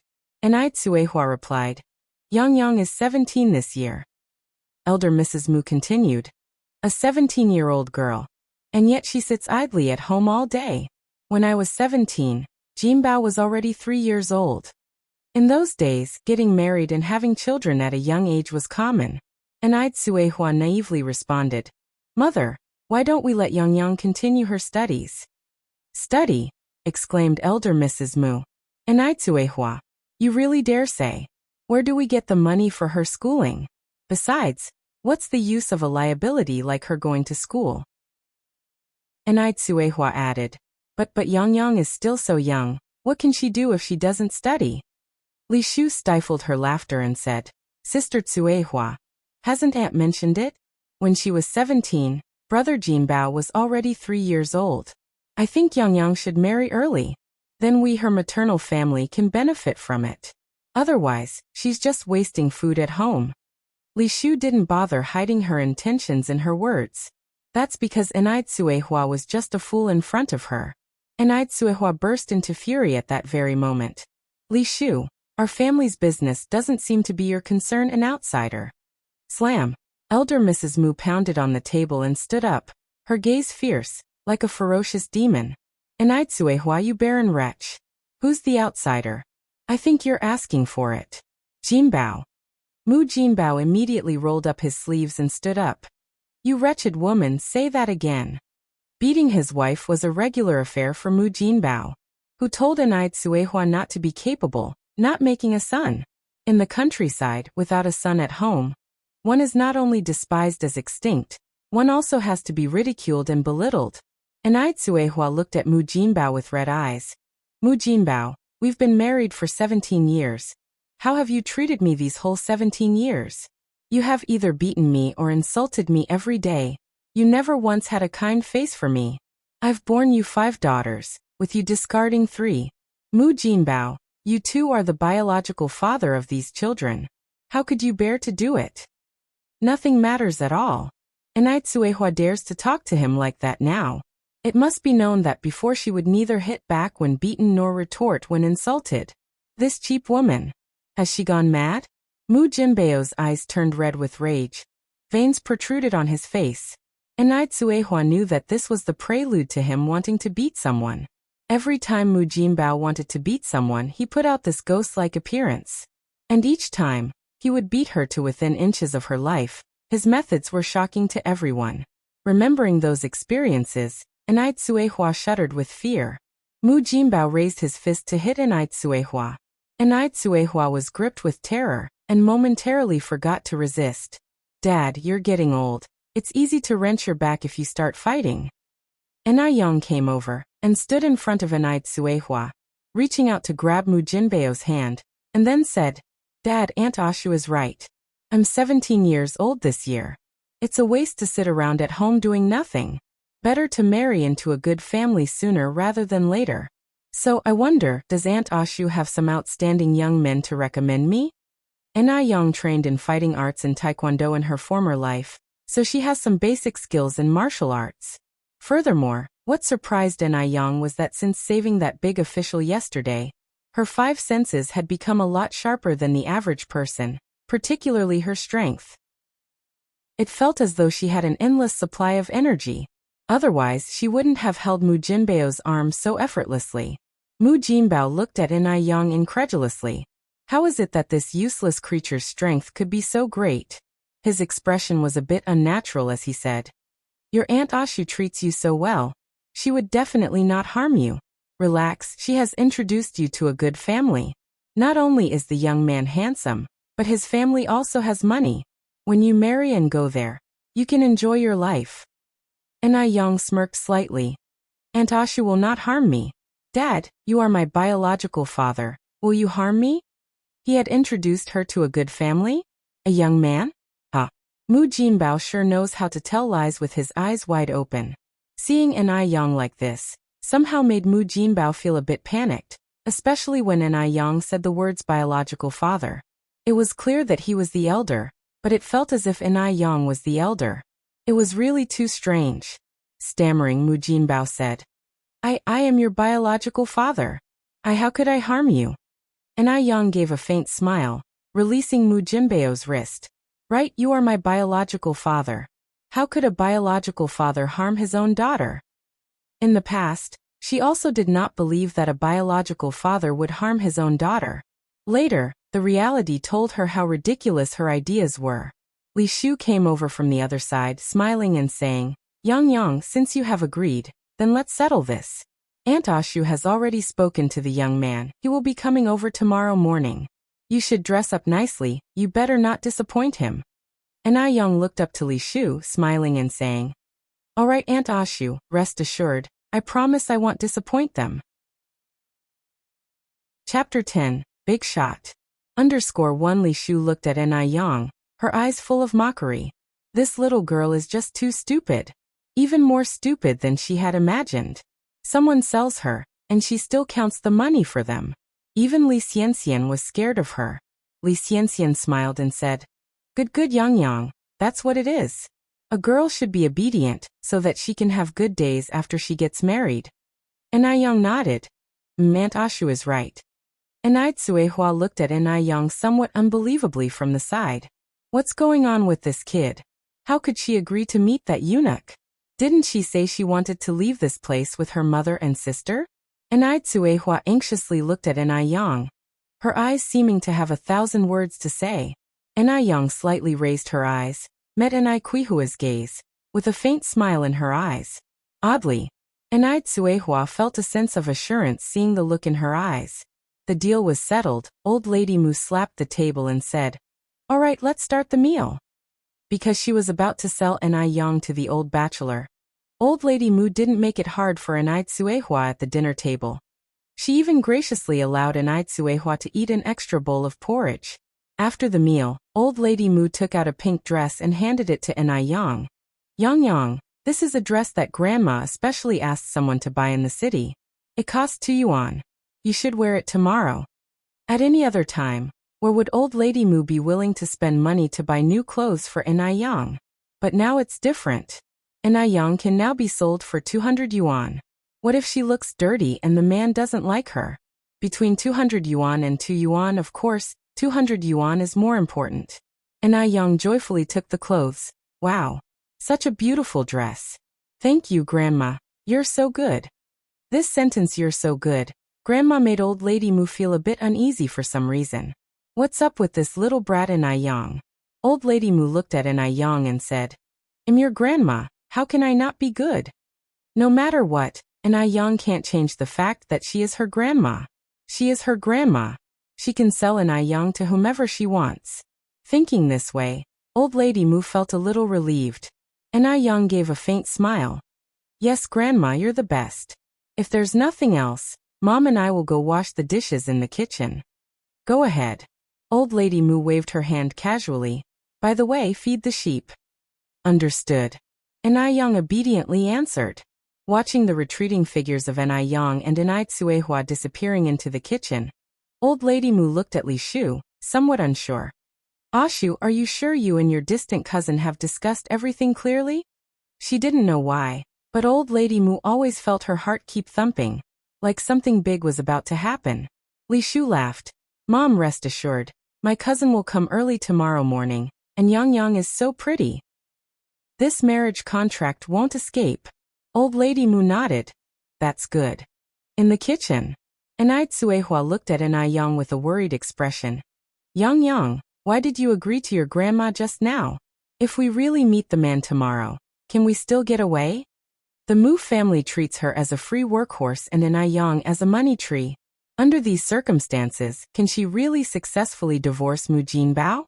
Yang patted Kuihua's hand. "Mom, don't worry. What I did just now was just a delaying tactic. As soon as tomorrow is over, I'll immediately take you and my sister away from here, and we'll start a new life." Can the three of them really start a new life? Tsuehua was very worried. Tsuehua gripped Yang's hand, her gaze firm. Yang, why don't we take your sister and escape together?" Yang was delighted that Tsuehua had such an awareness. Shaking her head, she said, "No, Mom, we won't run away. You're divorcing Dad. We're leaving openly." In an era where even train tickets are hard to buy without a letter of introduction, where could they possibly run to? If they could flee, Yang would have taken Tsuehua and escaped a long time ago. Why would they go through all these troubles then? Tsuehua still seemed somewhat worried. Yang comforted her with a smile. "Mom, don't worry, go back and rest. We should leave tomorrow after a good rest tonight." "All right." Tsuehua nodded in agreement. Well, she might as well trust her daughter this time. The night breeze was gentle. Yang lay on a hay bed in the firewood room, a piece of dogtail grass hanging from her mouth, gazing at the starry sky in a trance. In the 1980s, without pollution from factories, the sky was extremely brilliant. The stars of Altair and Vega could be seen. Croak, croak, croak. The sounds of frogs and insects filled the ears, and the air was full of the fragrance of ripe paddy. Such a night was so peaceful. The faint glow of fireflies interlaced with the starlight, casting a soft glow on Yang, making her look like a banished immortal who descended from the moon. Underneath her long eyelashes hid a pair of charming peach blossom eyes, giving off a gleam as brilliant as the Milky Way. Such a beautiful woman. At that moment, Yang suddenly felt something hard against her back. She felt around in the hay and pulled out a delicate wristwatch. If she guessed correctly, this watch should belong to that man. Successful people all fancy watches, and Yang was no exception. Furthermore, Yang in her previous life studied watches specially. This was an extremely valuable watch. A model like this was almost extinct in the future. Even now, this watch was a limited edition one, with no more than 3 in existence worldwide. It was worth 100,000 renminbi. What did 100,000 renminbi mean at that time? It meant enormous wealth. One could tell from this that the owner of the watch was not an ordinary person at all. However, it didn't matter who he was.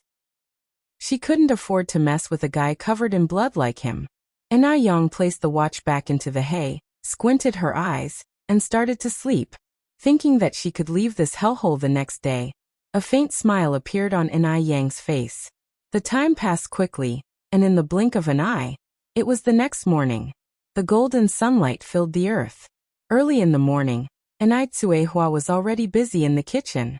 The air was filled with the sweet aroma of steamed sweet potatoes and the fragrance of steamed buns. Seeing Na Yang come in, Na Tsuehua secretly handed her 2 boiled eggs. Yang, here you go. Na Yang calmly put the boiled eggs in her pocket. Na Tsuehua continued. Yang, can we really leave here today? Na Yang nodded slightly. Mom, remember to follow my lead later. I will definitely take you and sis away from here. Na Tsuehua wiped her hands on her apron. Okay, what should I do to help you? Na Yang leaned over and whispered into Na Kuihua's ear. This version of Na Yang, brilliant and confident, with a voice as calming as a spell, put people at ease. Na Tsuehua slowly calmed down. Looking at Na Yang, she said, Yang, I got it. Don't worry, I'll definitely cooperate with you. As long as she could take her 2 daughters away from here, she was willing to do anything. It took a while before the people of the Mu family got up for breakfast. Suddenly, after the meal, there was a frantic knock on the door from outside. Is anyone there? Is anyone home? Chapter 11. Want to marry me? _1 Li Shu immediately put down her chopsticks. Brother Jinbao, my cousin is here. You better go open the door. Lady Mu urged anxiously. Hurry up. Don't keep him waiting. Lady Mu was afraid that the 200 yuan would sprout wings and fly away. All right. Mu Jinbao put down his bowl and chopsticks and quickly ran to the door. Li Shu looked up at Na Yang, a triumphant glimmer in her eyes. Little wretch, you have nowhere to run now, do you? You're going to be taken away by an old bachelor today. Suddenly, she met a pair of radiant eyes, shining bright like the stars. Na Yang gave a faint smile, the corners of her mouth curling up into a light arc. This pure, untainted smile could reveal the true nature of anything sordid. Her eyes were filled with clarity, so radiant and confident. She doesn't look like a naive girl brought up in a tiny village. Li Shu felt an inexplicable shiver and quickly averted her gaze, her hollowed-out throat swallowing as if she were a child who had done something wrong. This is insanity. How can this little village girl possess such a gaze? Li Shu frowned, filled with bewilderment. She found it hard to discern whether that scene was an illusion or real. Li Shu suppressed her chills and looked at Na Yang again. Li Shu, with her forehead crinkled, looked back at Na Yang who sat opposite her. Today, Na Yang wore that pink dress gifted by Lady Mu. The dress was rather simple with long sleeves and a doll collar, reaching down to her ankles. Yet such an old-fashioned dress somehow made Na Yang look vibrantly classic. The sunlight streaming in from outside illuminated her, making her seem like a fairy high up in the clouds. Li Shu always believed her beloved daughter, Li Xianxian, was the most beautiful, but at this moment, she had to admit that if Li Xianxian were to stand beside Na Yang, she'd probably go unnoticed. At this moment, the sounds outside the door became increasingly clear. This way, follow me. That was Mu Jinbao's fawning voice. In a short while Mu Jinbao ushered the man in. The man standing next to Mu Jinbao looked about 60 years old, with a belly bigger than Li Shu's. His shiny bald head and rodent eyes darted everywhere. When he smiled, a mouthful of big yellow teeth was revealed. Yes, this was Li Shu's distant cousin. Mu Jinbao smilingly introduced. Mom, this is Wang Dazhuang. Dazhuang, this is my mom. This is my wife Na Tsuehua and this one is Yang Yang. Upon seeing Na Yang, Wang Dazhuang's eyes instantly lit up. This young girl is so pretty. It's a bargain to buy her back for 200 yuan. Wang Dazhuang swallowed his saliva, moved his gaze away from Na Yang and greeted everyone in the room. Hello Granny, hello Auntie. I'm Wang Dazhuang. Being addressed as Granny by someone of a similar age didn't bother Lady Mu at all. She even reciprocated with a smile. Very good. So you're Dazhuang, You're quite a spirited young man. And Yang almost laughed at this comment. A spirited young man? Lady Mu doesn't feel guilty for saying this? Seeing Wang Dazhuang, Anai Tsuehua was so terrified. She found herself shaking uncontrollably. This is too much. Lady Mu and Mu Jinbao are too heartless. Do they even have a conscience? They're actually selling their own granddaughter, their own daughter, to a man like this. Fortunately, she had already decided to divorce Mu Jinbao.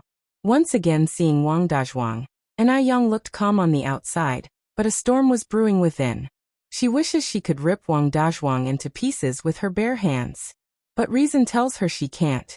Wang Dazhuang turns his gaze to Anai Yang. Yang am Wang Dazhuang.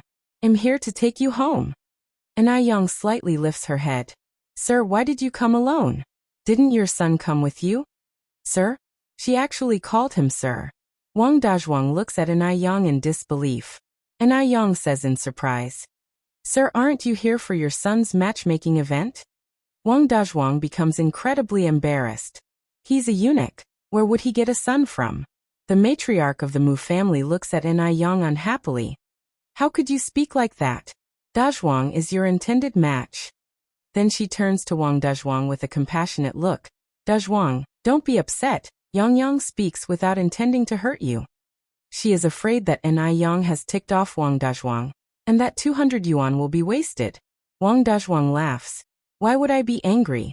There's nothing to be upset about. Anai Yang is so beautiful. It's probably impossible to find another like her in 10 miles. If he could really take Anai Yang back, he would be the one who's benefited. At that time, who knows how envious the other men in the village will be.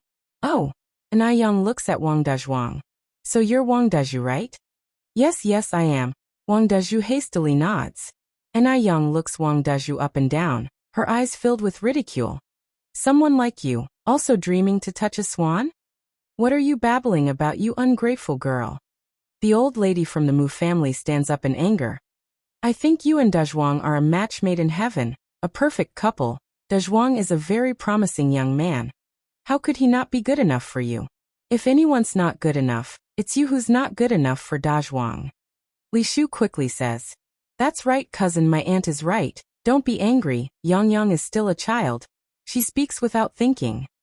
Wang Dazhuang won't get angry. He casually waves his hand, slaps 200 yuan on the table, and then says, Can I take her away now? No matter how tough or thorny Anai Yang is right now, he has his ways to handle her. Hold on. The old lady from the Mu family speaks up at a critical moment. What's wrong? Wang Dazhuang says.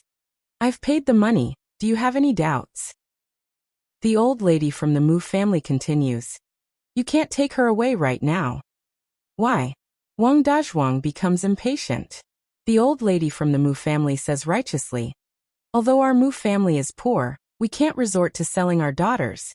Just when Anai Tsuehua thought that the old lady from the Mu family had a change of heart, she hears the old lady continue. If you really like Yang, get a matchmaker and marry her. Selling and marrying are two different things. Once sold, the ties will be cut cleanly, but if married, Wang Dazhuang will have to call the old lady from the Mu family grandma from now on. The old lady from the Mu family has figured out that Wang Dazhuang is a man of wealth. How could the Mu family cut ties with such a wealthy man? She plans to squeeze every last bit of value out of Anai Yang. Fine. Even though Wang Dazhuang wants to hold the beauty in his arms, he's not in a rush either. Additionally, the old lady from the Mu family changes her tone. When marrying a daughter, you should give a dowry. Our Mu family is not that kind of shameless people. Just give 1,000 as the dowry. 1,000? Wang Dazhuang opens his eyes wide in surprise. This old lady from the Mu family is really asking for the moon. The old lady from the Mu family looks at Wang Dazhuang. What? You're not willing? If you're not willing, then forget about this marriage. After all, my Yang is such a beauty, it's not like she can't get married. The old lady from the Mu family knows that Wang Dazhuang is definitely reluctant to let go of Anai Yang.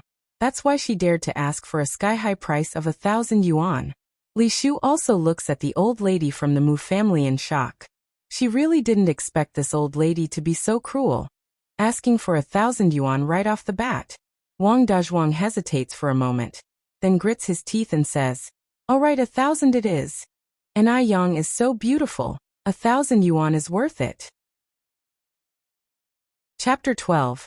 Need to refund relative _1 and Ai Tsuehua listened as the old Mrs. Mu sold an Ai Yang to Wang Dazhuang for the price of 1,000 yuan, just as if she was selling a piece of merchandise. She was shaking all over with anger. And Ai Yang is her own granddaughter. How could she bear to do such a thing? Quite a few times, and Ai Tsuehua almost couldn't stand it any longer, wanting to risk her life to confront old Mrs. Mu. But Ai Yang gently held her hand. "Mom, don't worry." Even though Ai Yang's voice was faint, it had a calming effect, and Ai Tsuehua managed to calm down. On hearing Wang Dazhuang agree to pay the bride price of 1,000 yuan, old Mrs. Mu was overjoyed. Smilingly she said, "Dazhuang, please sit down. We will be family from now on. Make yourself at home." "Sit." Wang Dazhuang had no wish to sit at the moment. He had parted with 1,000 yuan, now he wants to check the goods to see if his 1,000 yuan was well spent. Wang Dazhuang's eyes kept darting around Ai Yang's body, brimming with lasciviousness. Ai Tsuehua slightly frowned, protectively standing in front of Ai Yang, glaring at Wang Dazhuang. Actually, Ai Tsuehua was a little scared of Wang Dazhuang herself, but because of motherhood, she grew strong. At this moment, she could not be afraid, because if she was scared, what would Ai Yang do? She must protect Ai Yang. Old Mrs. Mu's gaze moved between Wang Dazhuang and Ai Yang, quickly figuring out what Wang Dazhuang was thinking. Since Wang Dazhuang had readily come up with 1,000 yuan, she shouldn't let him be disappointed. Old Mrs. Mu turned to Ai Yang. "Yang, why don't you show Dazhuang around? The two of you young people should get to know each other better." Young people? If Ai Yang remembered correctly, Wang Dazhuang was about Mrs. Mu's age. People of this era generally marry early. Old Mrs. Mu had become a grandmother at 40. By estimation, Wang Dazhuang was even a year older than Mrs. Mu. How could Mrs. Mu have the nerve to use the term young people? There was a flicker of sarcasm in Ai Yang's eyes as she looked down. Hearing this, Wang Dazhuang rubbed his palms together, eagerly looking at Ai Yang, muttering, "Auntie, you're absolutely right." Old Mrs. Mu was indeed a shrewd woman. She knew perfectly well what he was thinking. Seeing Ai Yang hadn't moved, old Mrs. Mu's expression cooled a bit. Yang. Ai Yang, grinning from ear to ear, came out from behind Ai Tsuehua. "Grandma, I'm not deaf." "Since you're not deaf, hurry up and take Dazhuang for a tour." Old Mrs. Mu ground out through clenched teeth. Ai Yang looked at Wang Dazhuang, the shallow dimple at the corner of her mouth deepening. "There's a cornfield up front. Do you want to go look?" At this time, the corn in the cornfield was thriving. If something were to happen, who would notice? Wang Dazhuang perked up at the idea, repeatedly nodding his head. "All right, exactly. Let's go to the cornfield. Follow me then." As she turned, Ai Yang gave Ai Tsuehua a reassuring look. Wang Dazhuang immediately followed Ai Yang's steps. Seeing Ai Yang obediently following orders, old Mrs. Mu was momentarily satisfied. Ai Yang was really too naive. She actually took Wang Dazhuang away. Li Shu saw the backs of Ai Yang and Wang Dazhuang, and was so pleased that she could barely stop herself from bursting into laughter. Since Wang Dazhuang was a gelded man and couldn't marry a wife, his mind had long become twisted. He was a pervert among perverts. Just wait. Today, even if Ai Yang isn't killed, she's going to have a near-death experience. Ai Yang took Wang Dazhu to the front of the cornfield. "I'm going in first." Ai Yang stepped into the cornfield. "I'm coming too." Wang Dazhuang immediately followed Ai Yang's pace. The sun was very high, but due to the dense corn stalks, not a sliver of sunlight penetrated the cornfield. Inside, there was even a slight chilliness. Ai Yang stopped up front, raised her head to look at Wang Dazhuang, a faint curve forming at the corner of her mouth. Despite her smile, Wang Dazhuang strangely did not feel any warmth. Instead, a sense of dread overwhelmed him. It felt too peculiar. Yang, from now on, I'm your husband." Wang Dazhuang couldn't be bothered with anything else at this point. He rubbed his hands and pounced towards Ai Yang. Ai Yang slightly raised her hand. Bang, bang, bang. Shortly after, painful cries emerged from the dense cornfield. For a whole 30 minutes, both Yang and Wang Dazhuang didn't appear. Cuihua was extremely anxious and afraid that something had happened to Yang, constantly looking towards the entrance. Yet, smiles could be seen on the faces of Old Lady Mu and Mu Jinbao. Li Shu relaxedly said, "They've been gone for so long, Yang and Dazhuang haven't returned, they must be getting along quite well." The two definitely did everything they should and shouldn't have done in the cornfield. Old Lady Mu nodded in agreement, laughing so hard her eyes nearly disappeared. Time was truly wonderful. The longer the time, the more it meant that Wang Dazhu was happy with Yang. By then, even if Wang Dazhu wanted to regret, it would be too late. Just as Old Lady Mu was about to pick up 200 yuan from the table, a figure suddenly rushed in from outside, snatched the money away. "Give me my money back.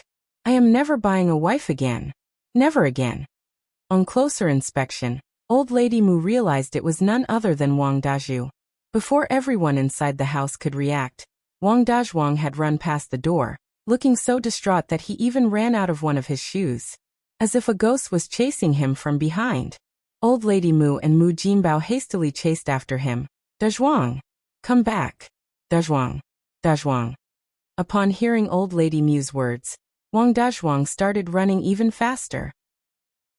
Mu Jinbao caught up with Wang Dazhuang. "Ah! Good heavens! My money! My 1,000 yuan!" Old Lady Mu sat on the ground, crying and causing a ruckus. She had nearly gotten the money, only to see it slipping away from her grasp. How could she not be furious? Li Shu's eyebrows scrunched up into a frown. The situation was far from what she had imagined. What in the world was Wang Dazhuang thinking? Why did he run all of a sudden? Where was Yang? Where did that sneaky Yang go? Just then, Yang nonchalantly walked in from outside. "Granny, what happened? Did someone upset you again?" At the sound of her words, Old Lady Mu immediately stopped crying, looked up at Yang and bitterly cursed. "You shameless hussy!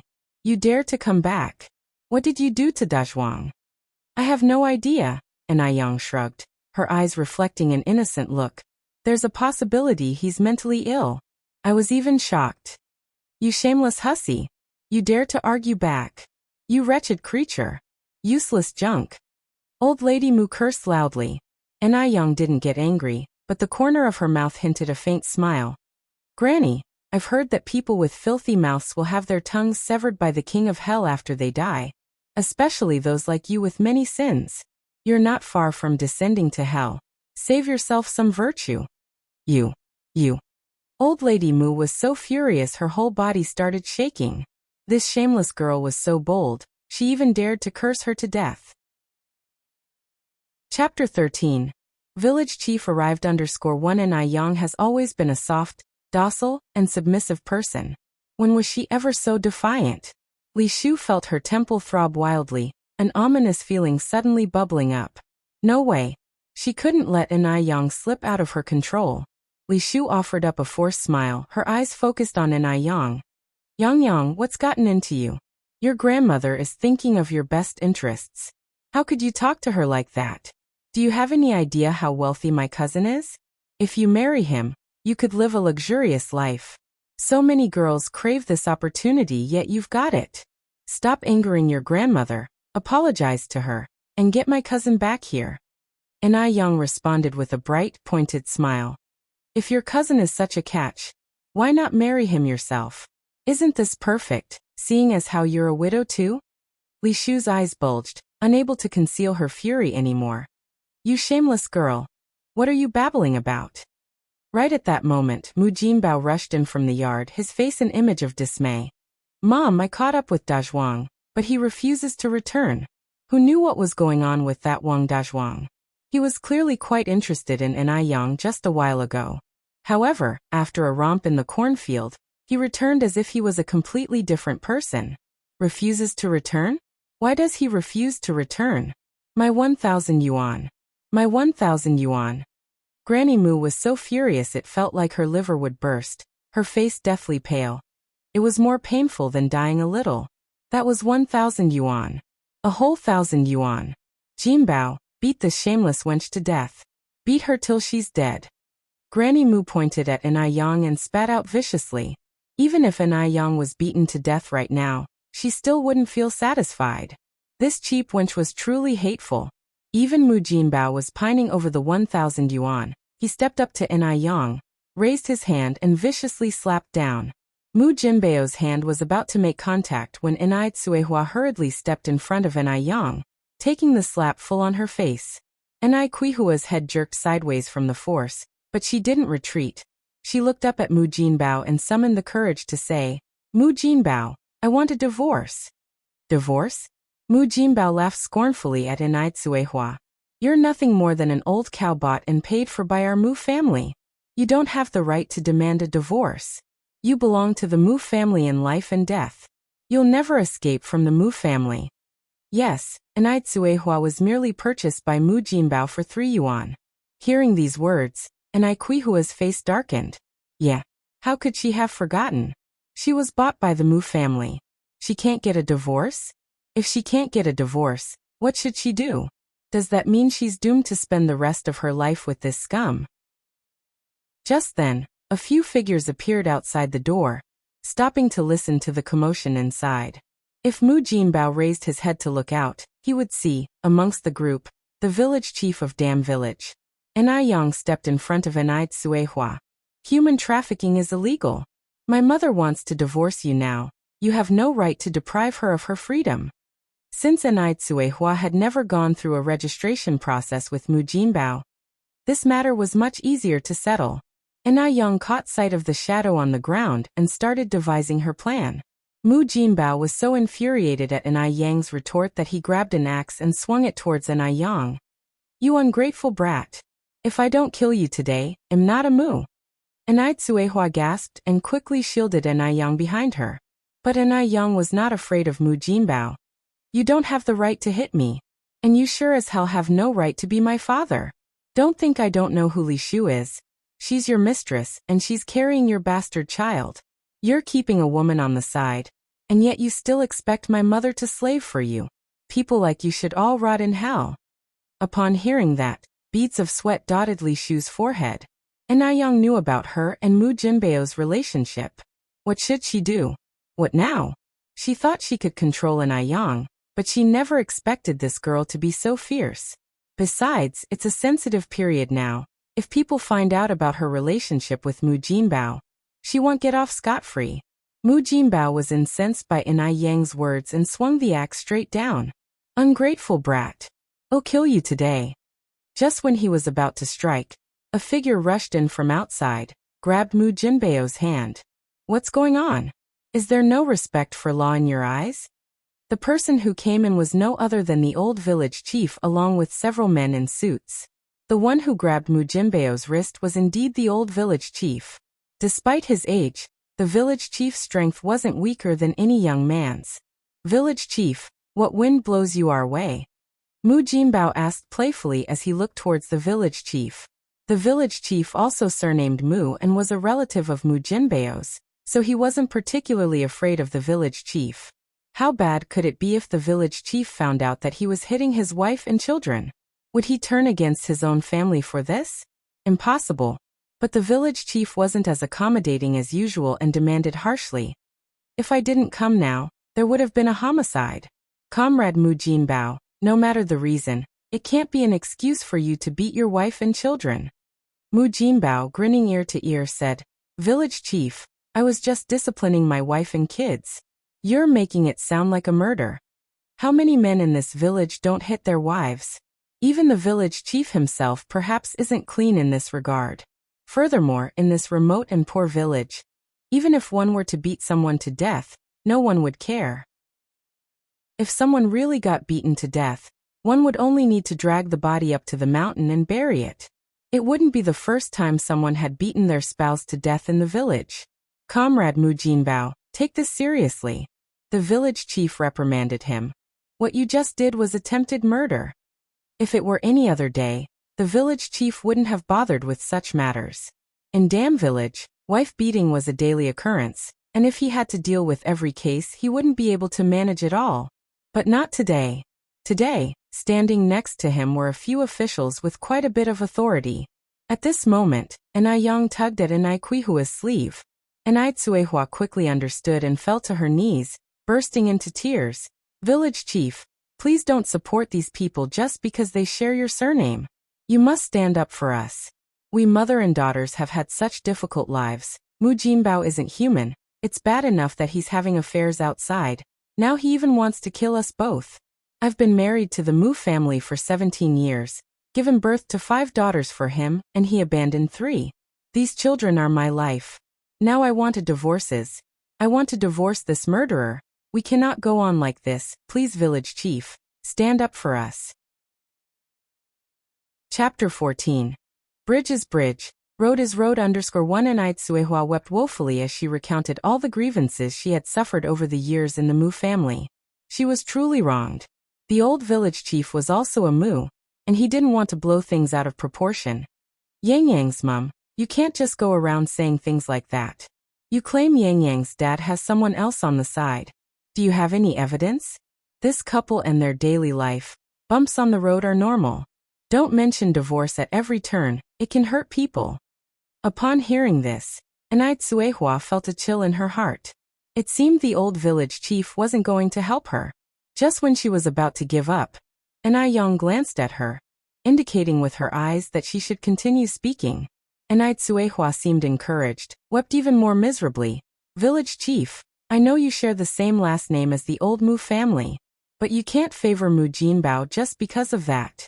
You are the village chief, the most respected person in this village. If even you won't stand up for me, who else can I turn to? My 3 discarded children and the fact that Mu Jinbao got another woman pregnant are not false. Look, that shameless woman is right here. Women are weak, but mothers are strong. On any other day, Ai Tsuehua would never have dared to utter such words, but today was different. Because she knew that if they continued to stay in the Mu family, they, the mother and daughter trio, would be doomed. The village chief flinched at her words. The city officials were still standing behind him. Ai Tsuehua was throwing such a big hat on him. Could he bear it? The old village chief immediately helped Ai Tsuehua up, with a kind smile on his face. Yang Yang's mum, don't worry. I'm not the kind of person who covers up for his own kin. I will deal with this matter impartially. Upon hearing this, Ai Tsuehua was so moved she cried, Thank you, village chief. Thank you, village chief. Mu Jinbao wasn't happy. He stopped referring to the village chief by his title. Uncle, don't just listen to this woman's ramblings. She's spouting nonsense. Show me the law that says I can't beat my own mother-in-law and daughter. If you've nothing else, I suggest you go back. Next time, I will bring some meat for you as a token of respect. The old village chief had enjoyed a lot of meat from Mu Jinbao, or else Mu Jinbao wouldn't have dared to blatantly bring Li Shu back home. Upon hearing this, the old village chief's face darkened. Mu Jinbao, you clearly know what you've done. Now comrade Ai Tsuehua wants to divorce you. I'll approve it. After all, you guys never even had a marriage certificate. I'll give you a proof. You come over to press your fingerprints, and then you sever ties. No more dealings with each other. This Mu Jinbao really dares to say anything. If he continued this way, he would no longer be the village chief. Mu Jinbao looked at the village chief incredulously, somewhat bewildered.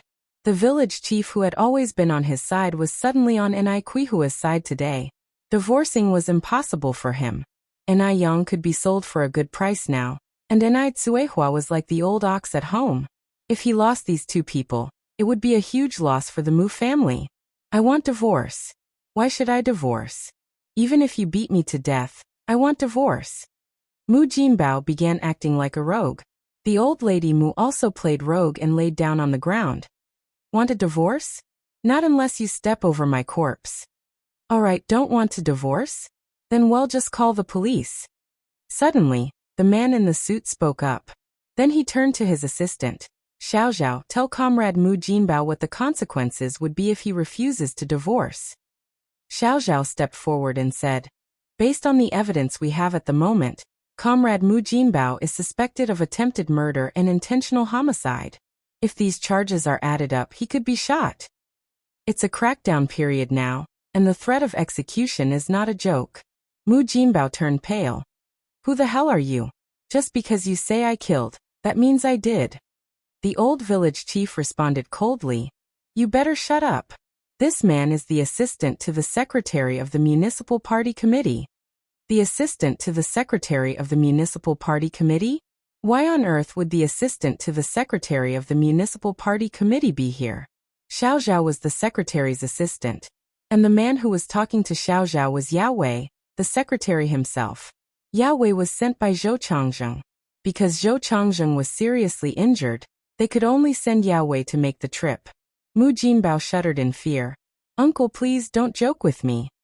What on earth could the secretary of the municipal party committee be doing in their dirt-poor village?" Before the village chief could speak, Xiao Zhao continued. "Mu Jinbao, you were just about to attack your daughter with an axe. If it wasn't for the timely intervention of village chief Mu, your daughter would be dead. That's attempted murder, and we're all witnesses. Plus, the 3 children you abandoned all died unnaturally. That's deliberate murder, and Enai Tsuehua is the witness. As for the affair, Comrade Li Shu is pregnant. Need I say more?" Hearing this, Li Shu was terrified, cold sweat trickling down her forehead. If they really reported him, Mu Jinbao wouldn't be the only one sentenced to death by firing squad. She would be an accomplice. The old village chief continued. "Mu Jinbao, think about it carefully. Would you rather be shot, or get a divorce?" Mrs. Mu was startled, and quickly stood up from the ground. "Divorce? Jinbao will get a divorce." At this point, of course, life was more important. Furthermore, if they divorced, the one to suffer would be Enai Tsuehua. She's a woman, and she would have no choice but to starve out there. When that time comes, it'll be Enai Tsuehua who will regret. Mu Jinbao was scared out of his wits. Death by firing squad. How could he not be afraid? "Okay, Mom, I'll listen to you." The old village chief finally relaxed, continuing. "Now that you've decided to divorce, I'll issue you a divorce certificate." Although Enai Tsuehua and Mu Jinbao hadn't gotten their marriage certificate, the two had lived together for so long and had 2 children. To avoid any future complications, a certificate was necessary. Enai Yang stepped forward at the right time. "My sister and I want to go with Mom." Enai Tsuehua finally came to her senses. "Right. The 2 kids are coming with me." "No. I don't agree," Mrs. Mu said angrily. "These 2 children are from the Mu family. Why should they go with that slut Enai Tsuehua?" The old village chief continued. "Madam, currently Mu Jinbao is the one at fault. He has no right to the children. We must respect Comrade Enai Tsuehua and the children's opinions." "No. The children belong to our Mu family. If that slut Enai Tsuehua wants to leave, let her leave by herself. She won't take anything from our Mu family." At this moment, Yao Wei continued speaking. "Xiao Zhao, we should call the police. Let the murderer taste the bullet." Old Mrs. Mu's face turned white, and she was instantly silenced. The old village chief finished the certificate and stamped the village's official seal on it. "Enai Tsuehua, Mu Jinbao, you 2 press your fingerprints. Once these are pressed, you 2 will have no relation at all." Enai Tsuehua pressed her fingerprint without hesitation. Mu Jinbao was reluctant to press, but thinking his life was at stake, he still pressed it. This divorce certificate had 3 copies, 2 for Enai Tsuehua and Mu Jinbao, and 1 for the village to keep. After pressing the fingerprint, Enai Tsuehua went to the room to carry the children out.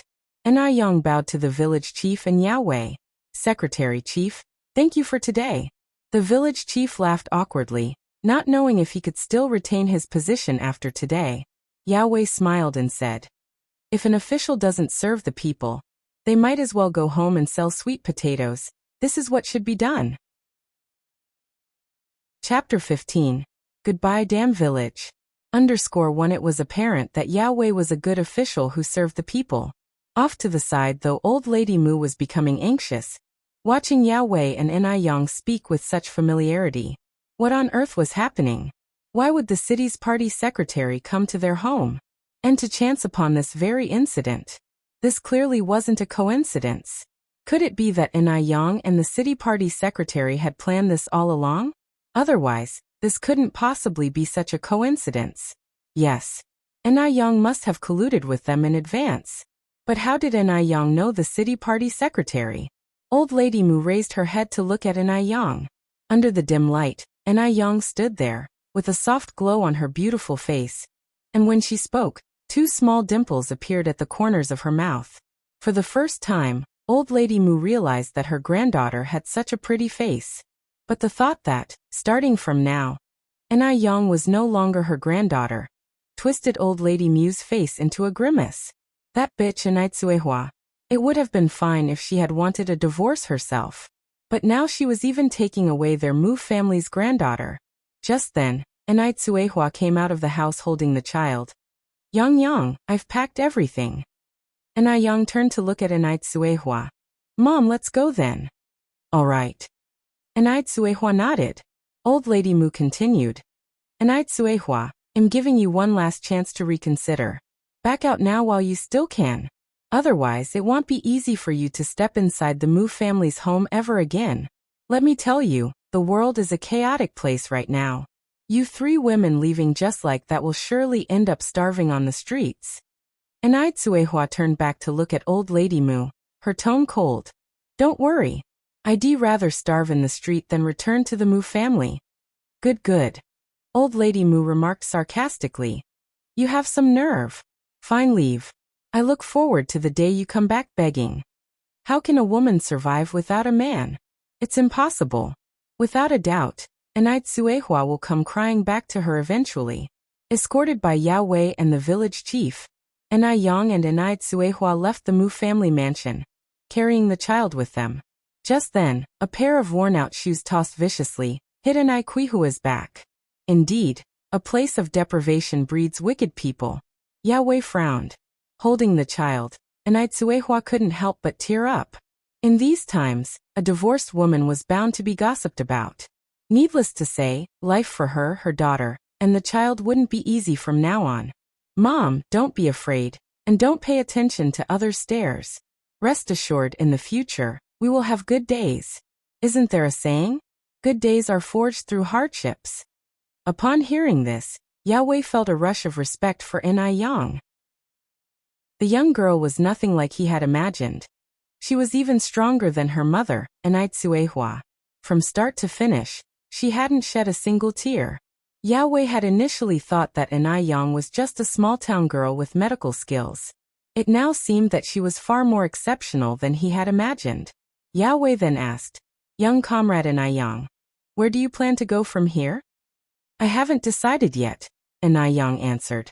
The village chief understood that Yang was hesitant to speak because of his presence.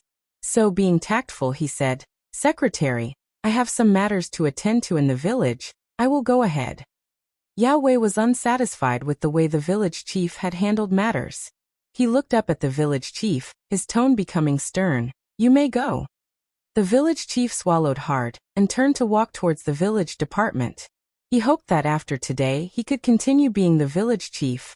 After the village chief had left, Yao handed Yang a yellow cloth bag. Young comrade Yang, Mr. Zhou has taken care of all the matters you asked him to help with.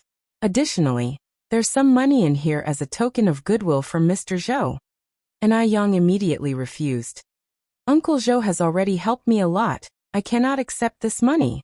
Yao Wei laughed and said, Accept it. It's not a lot of money, Mr. Zhou would be worried if you didn't. Moreover, you need to live when you are away. At this juncture, if Yang further declined, Yao Wei might think there was an ulterior motive. Moreover, she did indeed need the money now. Please thank Uncle Zhou for me. Yang accepted the yellow cloth bag with both hands. Yao Wei nodded, certainly. By the way, where do you plan to go after leaving here? Although Yang had previously said she hadn't decided yet, Yao Wei knew that she must have had plans. She just didn't say anything because the village chief was there. To Beijing.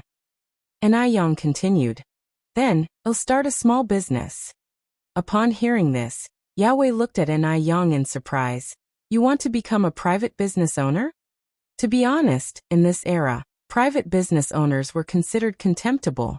Some people would rather starve to death than go into business and become private business owners. Being a merchant was labeled speculative and was especially shameful. Nobody could have anticipated that the first generation of private business owners going into business would end up as millionaires and billionaires. This is why Yao Wei was so surprised when he heard that Anai Yang wanted to be a private business owner. Anai Yang responded with a smile. Yes, a private business owner. You heard correctly. Chapter 16. Full of curiosity _1 gazing at Anai Yang in front of him. Yao Wei was almost under the illusion that she was the one in control. This was just a 17-year-old kid after all. Ever since Anai Yang had saved Zhou Changzheng, Yao Wei had been curious about this girl because Anai Yang had shown remarkable calmness, exhibiting a maturity that surpassed many adults when it came to handling situations. It was said that, having been saved by Anai Yang, Zhou Changzheng asked what she wanted. Even if it meant a large sum of money, he would do his best to satisfy her.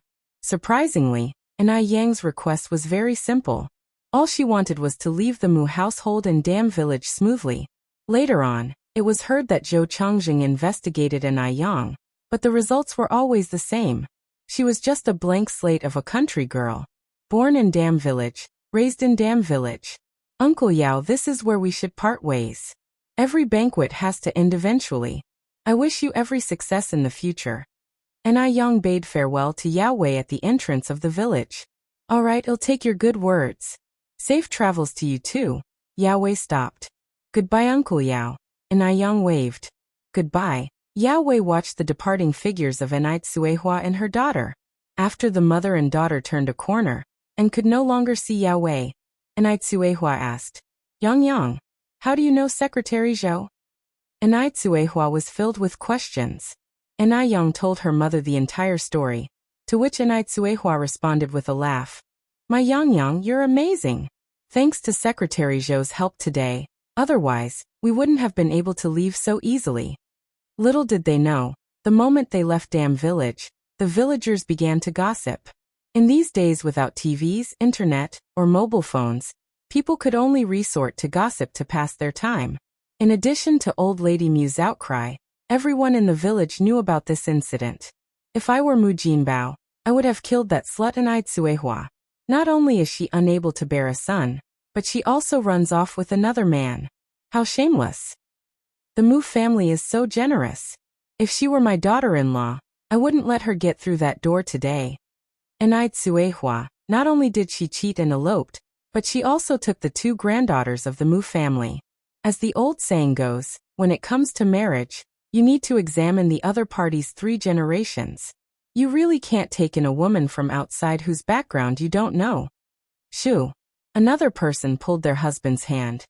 Keep your voices down. I think this might not be entirely Kuihua's fault.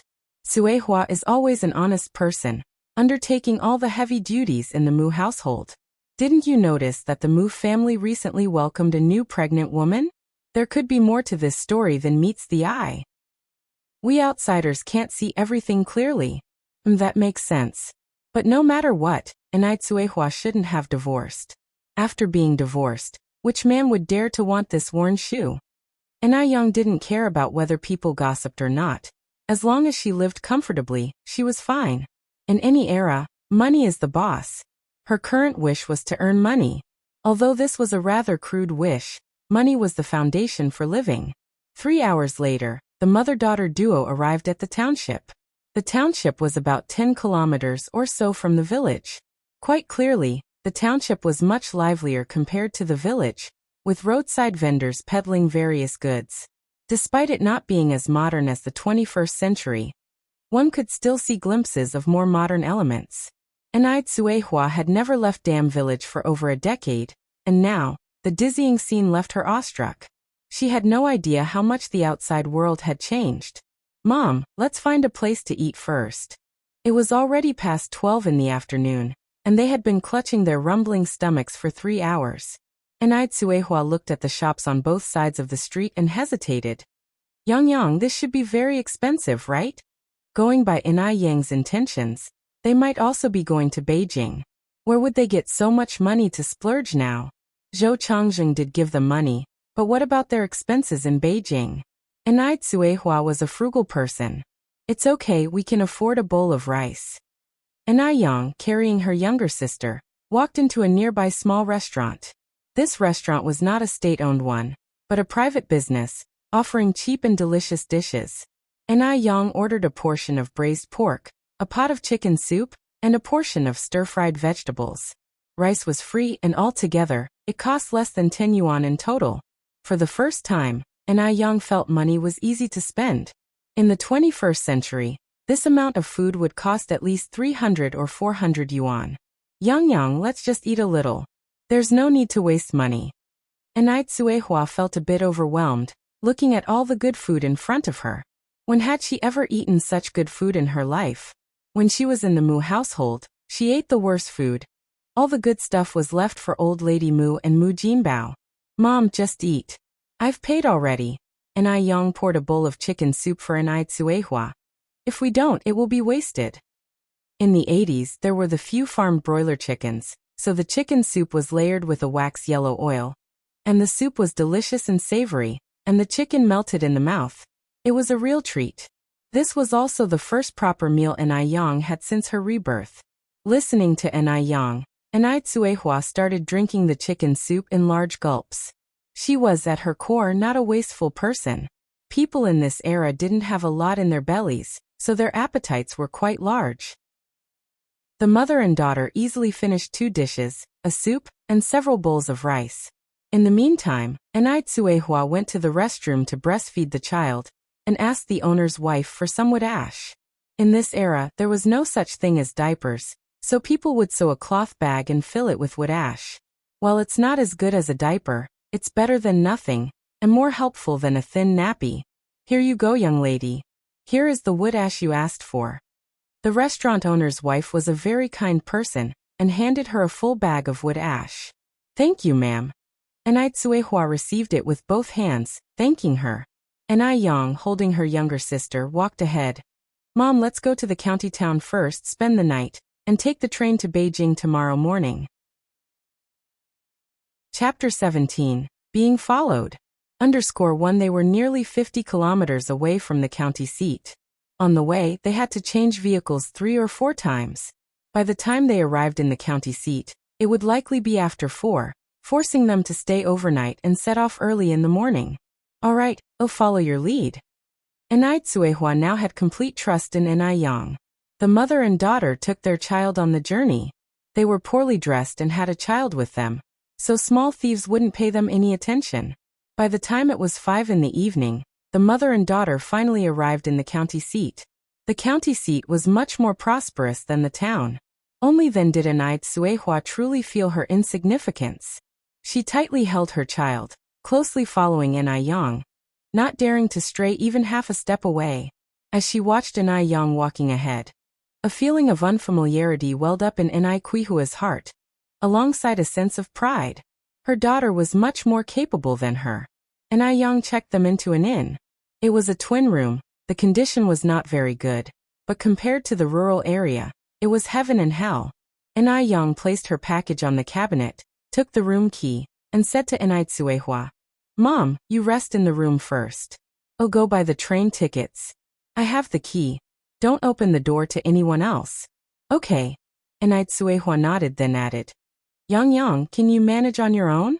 Should I go with you? No need, you rest well. I'll be back soon. When Ai Yang got to the door, she casually opened another one. Mom, this is the bathroom. All right. Ai Tsuehua stood up. I know, be careful. Ai Yang opened the door and left. In June, the sun at 5 o'clock was still very high in the sky. It was hot and made people sweat a thin layer. With the memories from her previous life, Ai Yang quickly found the train station. The train station underwent several renovations in the future, but its location never changed. There weren't many people taking the train at this time of the year. Ai Yang arrived at the ticket booth. Comrade, I would like 2 sleeper tickets. The ticket seller was a young guy, who seemed almost asleep. When he heard the sound, he opened his eyes reluctantly. What? Speak up. The ticket sellers of this era had the same status as public servants of the present day. It wouldn't be easy to get this job without connections or know-how, especially in a state-owned enterprise like the Railway Bureau. Especially when Ai Yang was so shabbily dressed.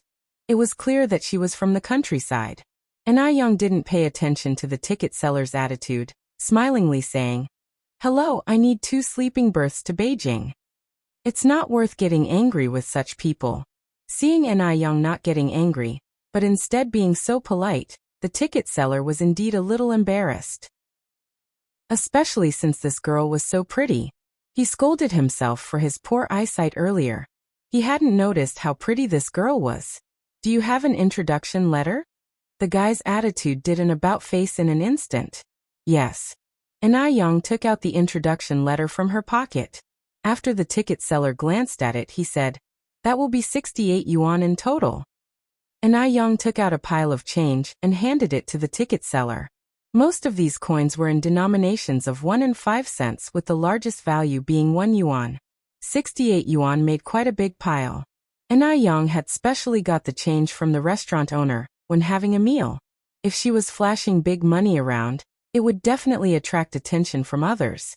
At just 16, and with a family to support, she didn't want to attract unwanted attention.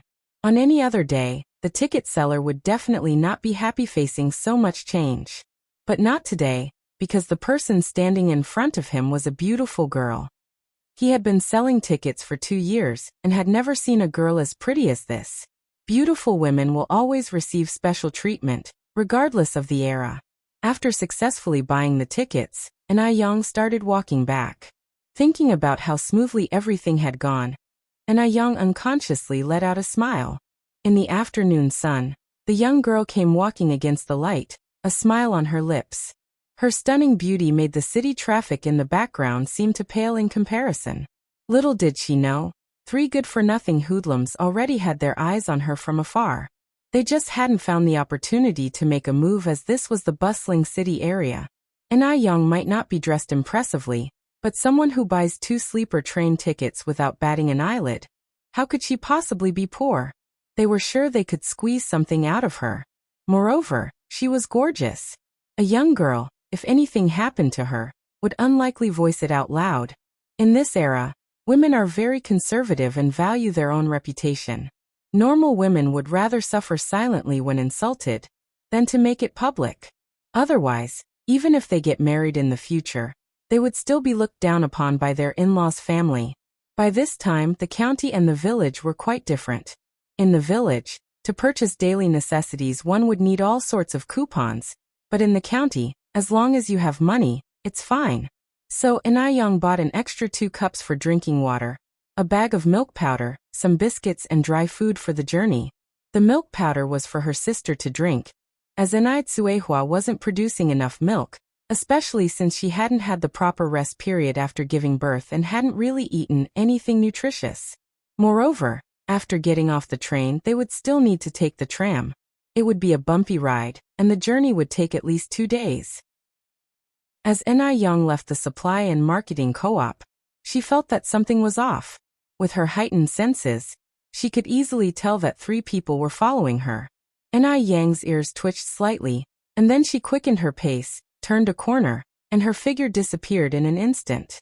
The 3 little punks saw Ah Young vanish, exchanged puzzled glances, threw the cigarette stubs in their hands, and hurried after her.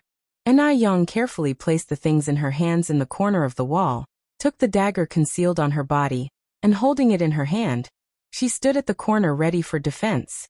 She didn't bother unsheathing the blade. It was better not to shed blood unless absolutely necessary. The footsteps were getting closer and closer. Ah Young's ears twitched more frequently. She held the dagger tightly and squinted her eyes. 3, 2, 1. Now. She swung her arm, directly knocking down the first thug who rushed out, following it with a backspin kick, the tip of her foot perfectly hitting the chin of a punk behind, knocking him to the ground. In the blink of an eye, only 2 out of 3 punks were remaining. Ah Young narrowed her eyes slightly, about to hit the thug with her dagger. However, the thug surprisingly lay down himself, crying for mercy. "Miss Heroine, I was wrong. I am lying down myself. Please spare me and my brothers." A wise man knows when to retreat. This punk was no fool. He knew he had encountered a formidable opponent. But he couldn't understand how an ordinary-looking peasant girl could be so skilled. This was just unbelievable. Ah Young slowly concealed the dagger in her chest and said coolly, When you decided to follow me, didn't you consider this? Chapter 18. Encounter _1. If she had been just a powerless young girl today, she probably would have suffered irreparable harm by now. Sister, I really dare not anymore. Please spare me. The thug cried and begged for mercy. The other two thugs also quickly got up and knelt in front of this girl, who was younger than them but stronger. Young casually put away the dagger, looking down at the three thugs with a slight smirk, then slightly bent over and reached out her slender hand to them. Hand it over. Although she was smiling, there was not the slightest hint of amusement in her eyes. Instead, the icy glint was utterly intimidating. What? One of the thugs shivered in fear. The stick in your hand. Young spoke indifferently. The thug, trembling all over, handed over the stick in his hand to Young. In truth, it wasn't a stick, but a real iron pipe. About as thick as 2 thumbs. Young took the iron pipe, lightly bent it with both hands, and with a muffled sound, the pipe was easily broken into 2 pieces by her. The 3 thugs were wide-eyed, unbelieving of what they were seeing right before them. Cold sweat broke out on their backs. What fearsome strength was needed to break an iron pipe so easily? Who on earth was this young girl? However, the one who broke the iron pipe was unperturbed, the corners of her mouth upturned in a small smile, speaking to the thugs. If I catch you guys messing with the women of this city again, this pipe will be your fate. Do you understand? Her tone was cold and chilling, her presence commanding. She was not an ordinary girl. She seemed more like a person of high standing who had experienced many things. Understood. The thugs were so scared their faces turned pale, and answered shakily. Young casually threw the pipe to the ground. If you've understood, then get lost. At her words, the thugs felt as if a huge burden had been lifted and they scampered away immediately. Young did not linger, as her sister and mother were waiting for her at the inn, and she immediately turned around to move on. Unbeknownst to her, shortly after she left, 2 figures, one tall and one short, appeared in the previously deserted alleyway. One of the figures was tall and slender, standing casually with his hands in his pockets, radiating an irresistible aura of dominance. Sporting an army cap. Beneath the brim of the cap were eyes that carried a dangerous glint. His lips curled in a barely noticeable smile, giving no hint to his thoughts. Anyone could see that this man was not someone to be trifled with. The 2 men had witnessed every bit of what had just happened. The slightly shorter one ran forward and picked up a white ticket that had fallen onto the ground. Third brother, this fell off that girl. The man took the ticket, the curve of his lips growing larger. Beijing. No wonder Li Xianxian said she couldn't find her. She had secretly gone to Beijing to find him. Just a country girl. Where did she get the money for the ticket? And where did she get the courage to run to Beijing all by herself? Unless everything was part of her grand scheme. Saving him, stealing his watch, naturally going to Beijing, then coming to him, and living in his old house. According to his grandfather's and grandmother's old-fashioned ideas, they would certainly let her marry him, and become part of the Mo family. This man was Mo Baichuan from Beijing, also known as the third of the Mo's, and who Young had rescued from the mountain. Mo Baichuan tightly gripped the ticket. A dangerous light flashed in his eyes as he slightly turned his head towards the man next to him. Take this ticket to her. He was curious to see who had sent Young. How dare she calculate his every move? She actually went to Beijing to find him. She had quite an appetite. In hindsight, it was a strange situation from the beginning. How coincidental was it that he happened to see this young country girl when he was being pursued? Even more so, this girl surprisingly helped him get out of a crisis.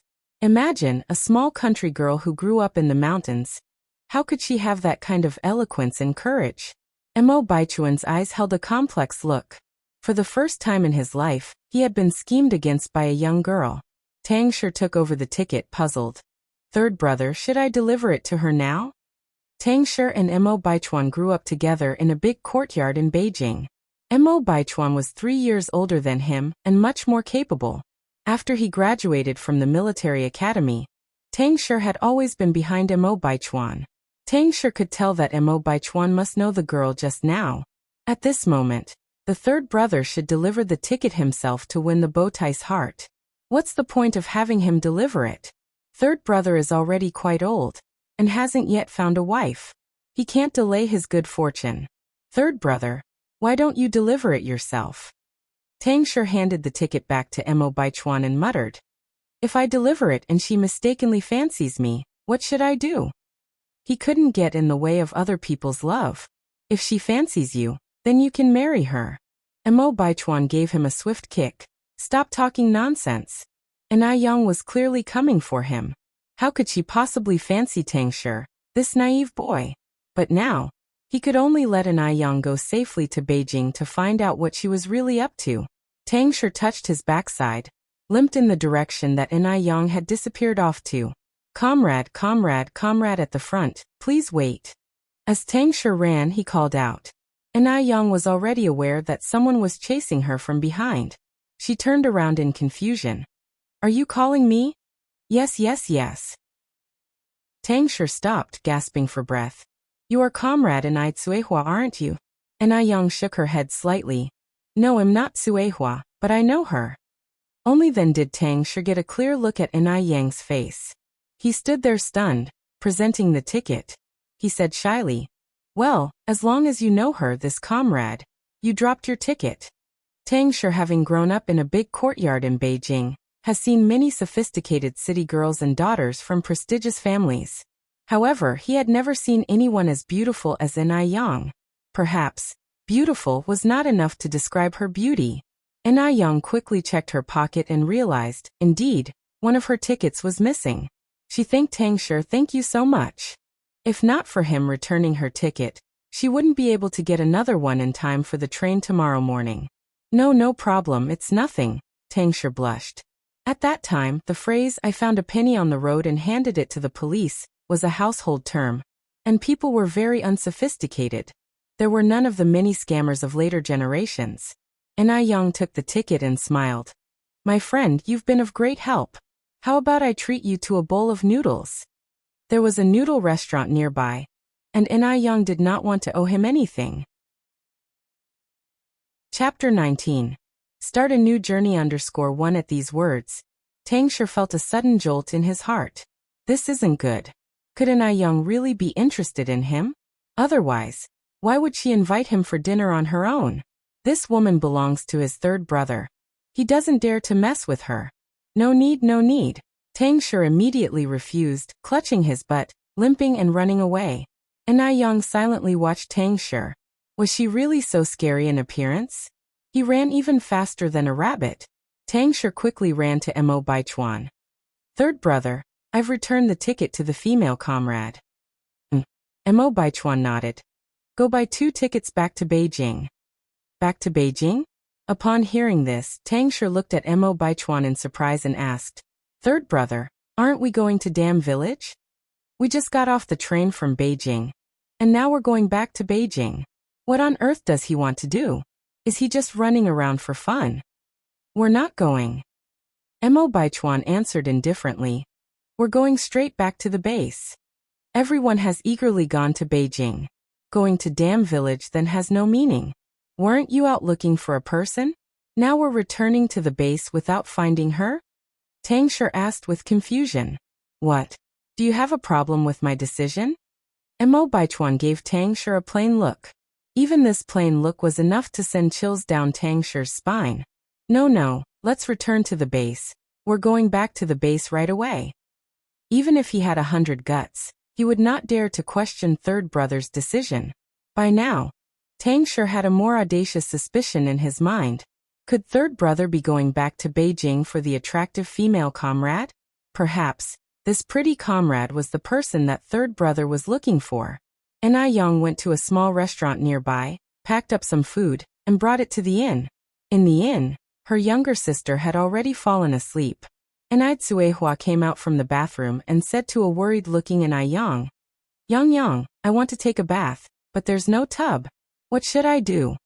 Yang placed the food on the table and spoke softly. Mom, wait, let me see. At that time, the showers were foot-operated.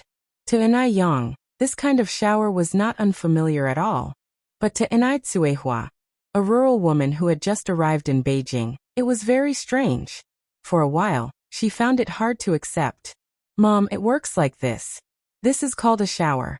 When you step on this pedal, water will spray out. You can stand under it to wash. Enai Tsuehua frowned. No good, no good. That's such a waste of water. She was inherently thrifty.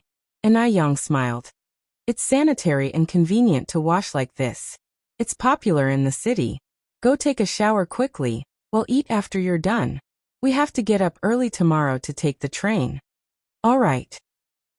Enai Tsuehua nodded and then asked, Yang, do they charge for the soap? How much does it cost? Enai Yang shook her head. They don't charge for it, Mom. Use it as you like. Really? Enai Tsuehua said joyfully.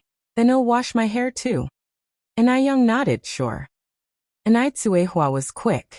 In less than an hour, she came out of the bathroom smiling. Yang, I have to admit, although that thing wastes some water, it's very convenient to use. I never dreamed that one day I'd be able to use things that city people do. Enai Yang set up the food, glanced at the hairdryer on the bedside table. Mom, come here, let me blow dry your hair. Hairdryers have been around even before the liberation. They just hadn't spread to the countryside yet. Blow dry. Enai Tsuehua asked in confusion. How do you blow dry? Enai Yang replied with a mysterious tone.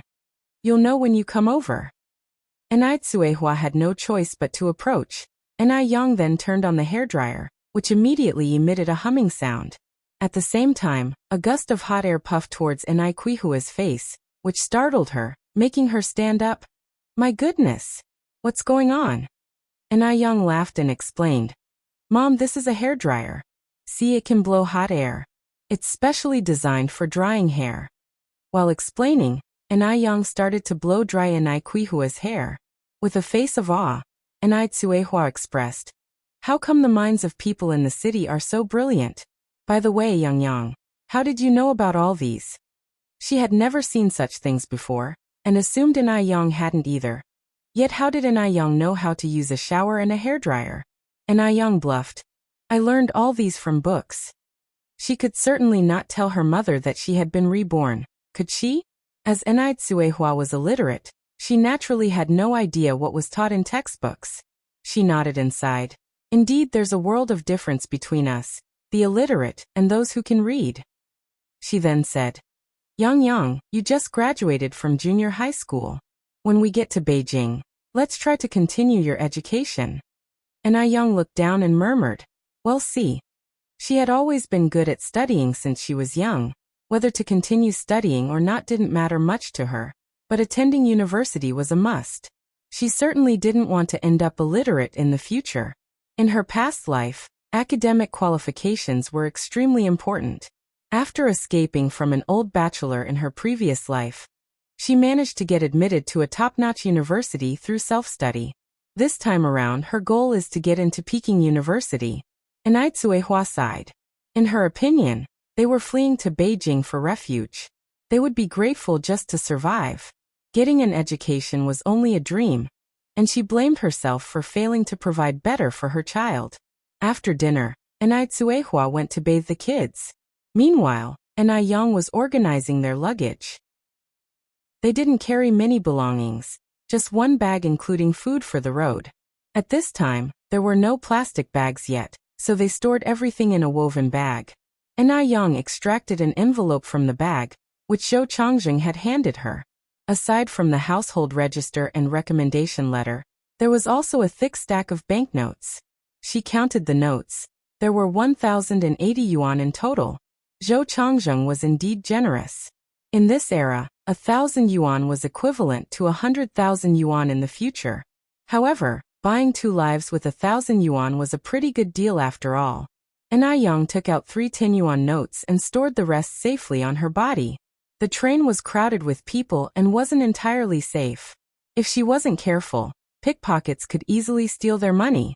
After putting the money away, Enai Yang opened the household register. Her name had been changed from Mu Yang to Enai Yang, and her sister's name had been changed from Mu Lady to Enai Yin. From this point forward, she would be known as Enai Yang, the genuine Enai Yang. Enai Yang looked at the brand new household register and felt full of confidence about her future life. The next morning, the mother and daughter duo woke up at 5 o'clock. They were catching a train that departed at 6:30. After eating some noodles downstairs, they carried the kid and set off for the train station. Not many people were buying tickets yesterday, but today the train was packed. The crowd was tremendously dense. "Mom, be careful," Yang said, forging a way through the crowd for Tsuehua. There were all sorts of people on the train, including women and children and farmers with livestock. Even the sounds of chickens and ducks could be heard, and the smell was quite unpleasant. Yang held their luggage in one hand and tightly held on to Tsuehua with the other. They made their way through the crowd before finally finding their sleeper compartment. The sleeper compartment was much quieter. The train's bunk beds were arranged in an upper and lower formation. Yang had purchased 2 lower bunk tickets. The beds were situated face to face, which was very convenient. When they arrived, the passengers for the top bunks hadn't arrived yet. The train was set to depart at 6:30, and it was only a little past 6 now. Yun behaved very well, and didn't make a peep throughout the journey. "Mom, I'll go get some water." Yang picked up the cup and stood up. Tsuehua nodded. By the time Yang returned with the hot water, the passenger for the upper bunk had arrived. It was a woman in her 40s. She had permed hair, drew thin curved eyebrows, and wore lipstick. She dressed in a white blouse, the trendiest bell-bottom pants, and a pair of shiny small leather shoes. She appeared lively and spirited, unmistakably a city dweller. Her attire was undoubtedly the model of fashion for this era. Tsuehua glanced at the woman, then looked down at her own clothes, suddenly feeling a sense of inferiority. The woman appeared quite friendly. Upon seeing Yang walking in, she asked, "Are you two heading to Beijing as well?" Chapter 20. Effortlessly _1 No matter what era, there are good people and bad people. In 1980s China, human traffickers were rampant. So, Yang had to be vigilant. She nodded with a light smile to the enthusiastic middle-aged woman. "Yes. This is your mother, right? And the other one is your sister? Oh, she's so small, pale, and very cute," the woman said with a full-faced smile. "Thank you," Yang responded with a faint smile, handing a cup of water to Tsuehua. "Mom, have some water." The woman looked at Tsuehua with evident envy, saying, "Big sister, you're so fortunate to have such a filial daughter. I really envy you." Yang, with her vast experiences and exposure, could see that the middle-aged woman's envy was genuine. She really did envy her. A soft smile also appeared on Tsuehua's face. "This child has always been obedient. But you look younger than me, don't you?" The woman appeared to be in her 30s. Why would she call her big sister? Being complimented for looking young, the middle-aged woman was delighted. "I'm already 45 this year." 45. Tsuehua looked at the middle-aged woman in surprise. Tsuehua herself was only 36. She was a full 7 years younger. But by looks, Tsuehua seemed at least a decade older. "Yes," the middle-aged woman nodded. "I'm 45 this year. My daughter married and lives in Dam Village. I came to visit her." Dam Village. On hearing these 3 words, Tsuehua felt a deep sense of familiarity. Dam Village? Is your daughter Su Nianwang's wife? Though Dam Village was big, Su Nianwang was the only one who had a city girl as a wife. Yes, and yes. The middle-aged woman nodded quickly. "My son-in-law is Su Nianwang. My daughter is called Wang Chunhua, and my surname is Ai. Are you guys from Dam Village too?" Su Linwang was the village's only early college student. He worked in the county now. Previously, when he was studying in Beijing, he brought back a city girl as a wife, which not only brought honor to the Su family, but was also the envy of the villagers. Back then, being a college student was a big deal. Having one in the family was more honorable than having a president. Unlike later, when college students were dime a dozen. However, when the middle-aged woman mentioned Su Nianwang, there was no trace of pride in her eyes. Tsuehua nodded immediately. "Elder sister, your surname is Ai too?" "My surname is also Ai. I used to live in Dam Village. After my divorce, I wanted to take my daughter to see Beijing." Knowing that the middle-aged woman's surname was also Enai and that her daughter was also married in Dam village made Enai Tsuehua much more relaxed, and a little smile unconsciously appeared on her face. The two women chatted happily, soon divulging their life stories to each other.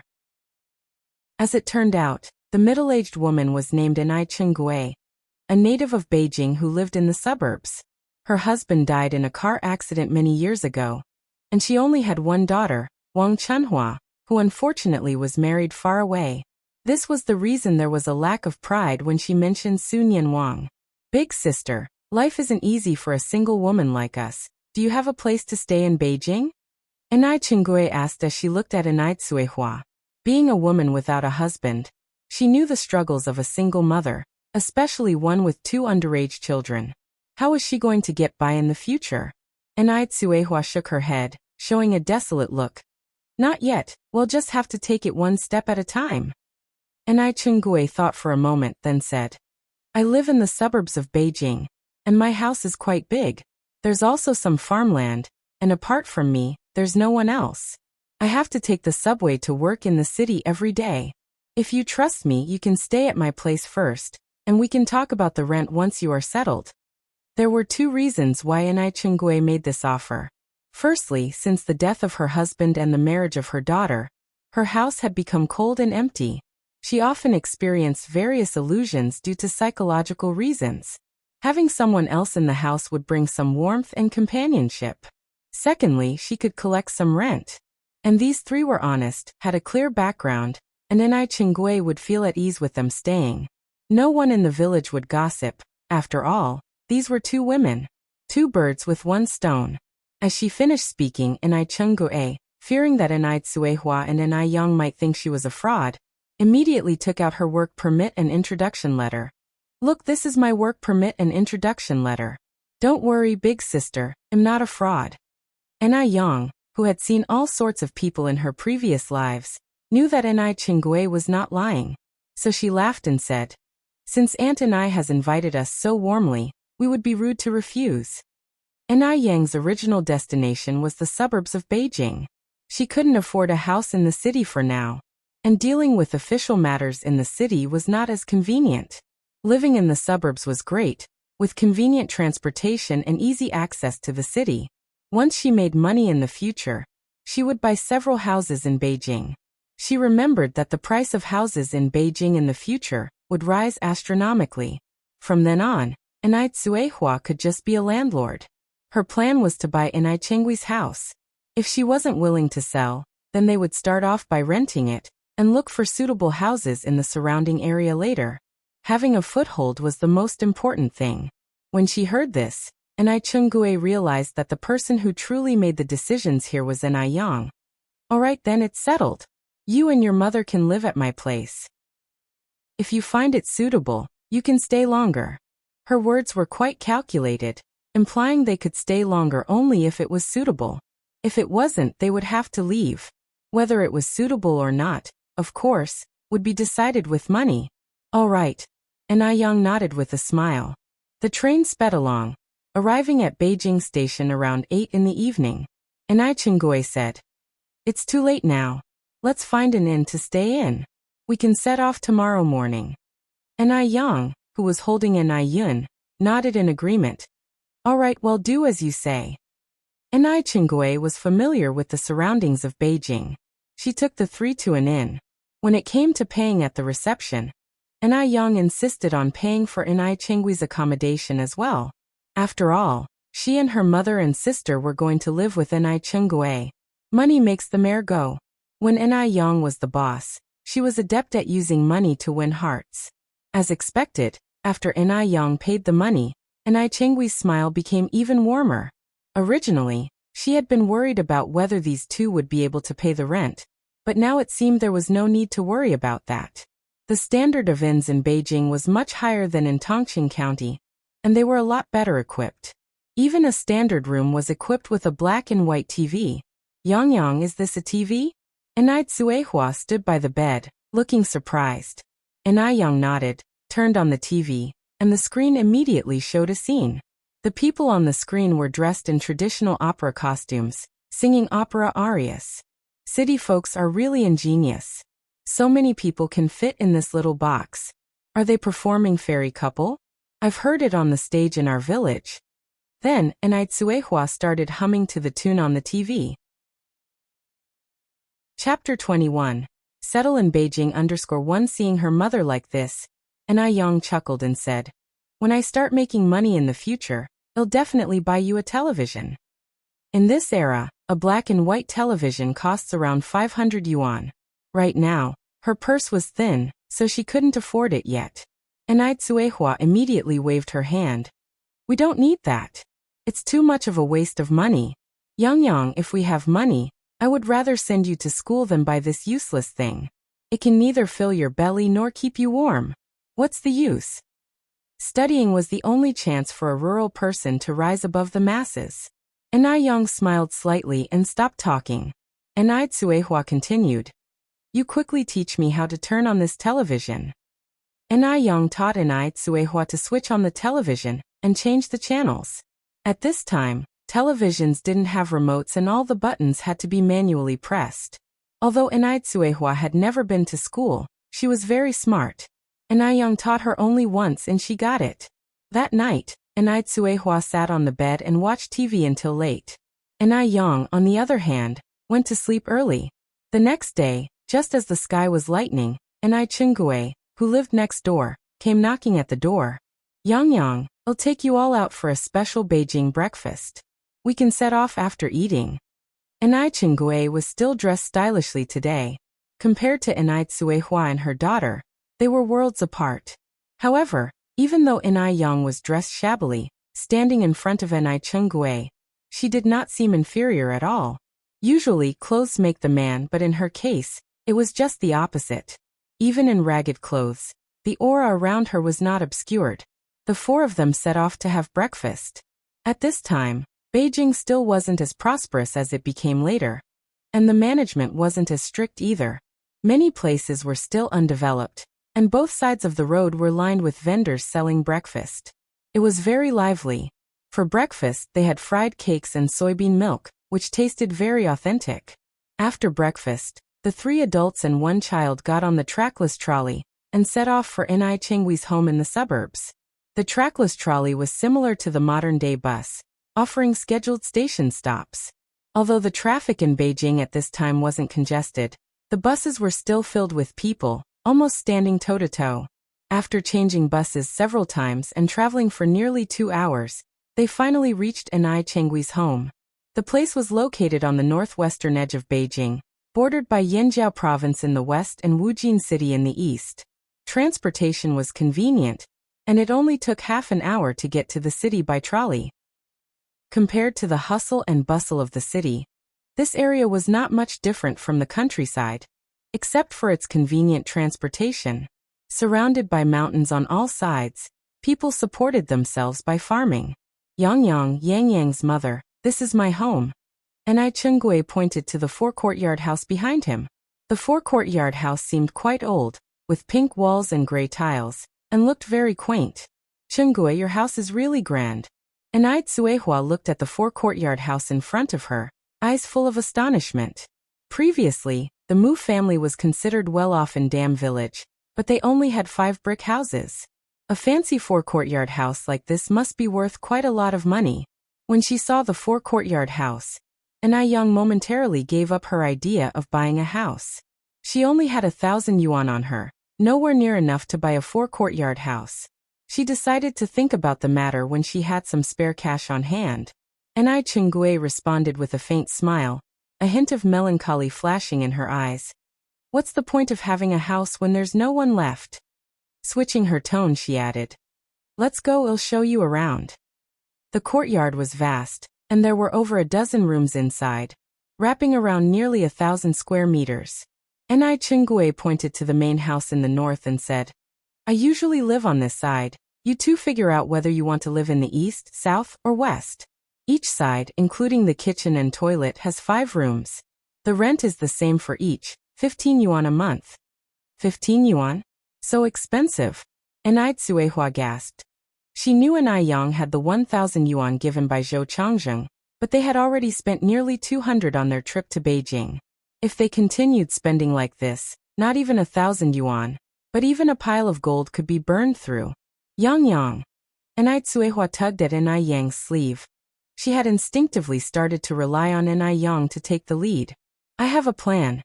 Enai Yang reassured her by patting her hand. 15 yuan was indeed relatively high, but from another perspective, 15 yuan for rent of 5 rooms, and that too in Beijing, it did not seem too expensive. Auntie and I'll take the house. Let's pay a year's rent up front. Enai Yang took out 180 yuan from her pocket and handed it to Enai Qinggui. Enai Qinggui was astonished at how quickly Enai Yang agreed. She had assumed Enai Yang would bargain. After all, 180 yuan was no small amount. Who would ordinarily rent a house on the outskirts of town? To Enai Qinggui, Enai Yang was akin to the god of wealth. This was essentially free money. Okay, Enai Qinggui chuckled as she received the money. You two can start cleaning up your rooms. You can use everything in the east rooms. If you need anything, just let me know. Now that Enai Yang had been so straightforward, she couldn't be stingy. Thank you, Auntie Enai. After expressing her gratitude, Enai Yang, with Enai Tsuehua, entered the eastern rooms. The eastern rooms were clearly uninhabited for a long time, with all the furniture piled up under a layer of dust and a web of spider webs. Enai Tsuehua first sorted out the bed for Enai Yin to sleep on, and then began to clean up the room with Enai Yang. Mom, you're still in postpartum confinement and can't touch cold water. I'll handle this. Women during this era were truly strong. Enai Tsuehua had birthed 5 children, and not once did she go through postpartum confinement. The scenario would simply be unthinkable in modern times. It could potentially cause significant health issues. I'm not made of glass, Enai Tsuehua responded as she cleaned a table. I've managed so far, haven't I? Also, I can't let you be the only one cleaning these 5 rooms. That would take ages. As a mother, Enai Tsuehua already felt guilty about not being able to protect her daughters. She didn't want to be a burden now. Enai Yang could only let her have her way. The mother-daughter duo busied themselves all day, only having biscuits for lunch. By evening, they had managed to clean up all 5 rooms. The 5 rooms were interconnected. The middle one was the living room, 2 others were bedrooms for Enai Yang and Enai Tsuehua, and then there was an empty room on the side. You two are certainly hardworking. In less than a day, you've transformed this place. Enai Qinggui arrived at the doorstep with a plate in her hands and said, smiling, these are steamed buns I made. I brought them for you to try. Enai Yang, brimming with smiles, took the plate from her and said, thank you, Auntie Enai. Could you do me a favor tomorrow? Could you take me to the village committee? I need to file some paperwork. After moving from an outside enclave, they aimed to stay here for a long time. Naturally, they needed to notify the local leadership and fulfill necessary formalities to smooth out future cooperation. Having been a boss, Enai Yang knew well to pay attention to such details. Sure, no problem. Enai Qinggui replied, smiling. I'm scheduled for a day off tomorrow anyway. I can take you there. Thank you, Auntie Enai. Just then, Enai Tsuehua came out of the kitchen with a bowl of noodles. Qinggui, haven't had dinner yet, have you? We're having noodles tonight. Please join us. Chapter 22. Got an idea? No need. Enai Qinggui repeatedly declined. I have already eaten. Have some more. These noodles are a specialty from our hometown. You can't find them out there. Saying that, Enai Tsuehua gave Enai Qinggui a bowl of noodles. Then I want stand on ceremony. Enai Qinggui didn't play coy, directly sitting down to eat the noodles. Truth be told, these noodles were very delicious, certainly more than 10 times better than those outside. Yang's mom, your cooking skills are amazing. If you were to open a noodle restaurant, I'm sure it would do very well. Enai Qinggui lavished her with praise. Speaking without a care, but the listener catching the hints, Enai Yang had some thoughts. In her past life, she was in the catering business. If they had the money to open a noob restaurant with her mother as the little boss, that could also be a good option. Midway through the meal, Enai Tsuehua spoke again. Qinggui, I was throwing away trash this afternoon, and saw an open space outside the courtyard. Is it yours? It's mine. Enai Qinggui nodded.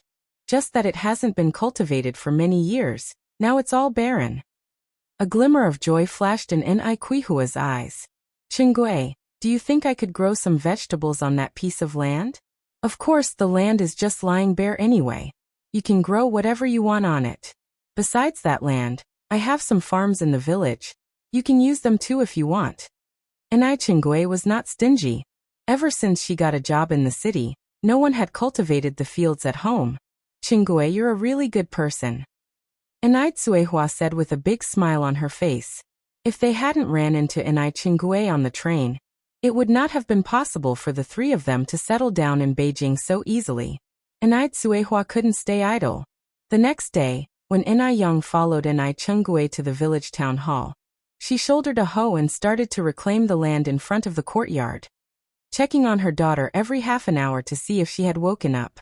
Yang had brought gifts with her to the town hall. Chinese people value reciprocity and the 3 points of laughter rule.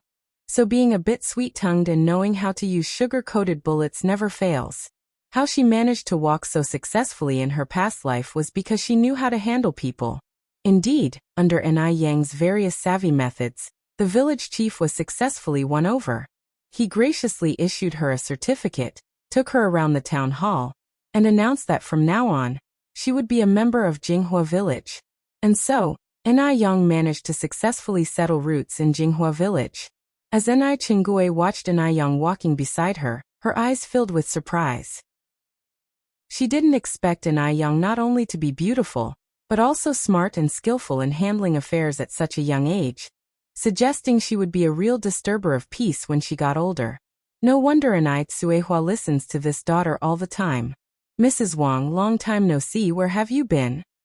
An approaching villager wearing a straw hat curiously asked, as his eyes fell on Yang. Who's this beautiful girl? I've never seen her before. Is she a relative of yours? Qingui laughed. I went to visit Chunhua's family. This is my distant relative, Yang. She's currently living in our house with her mom and little sister. Yang, this is Auntie Wang.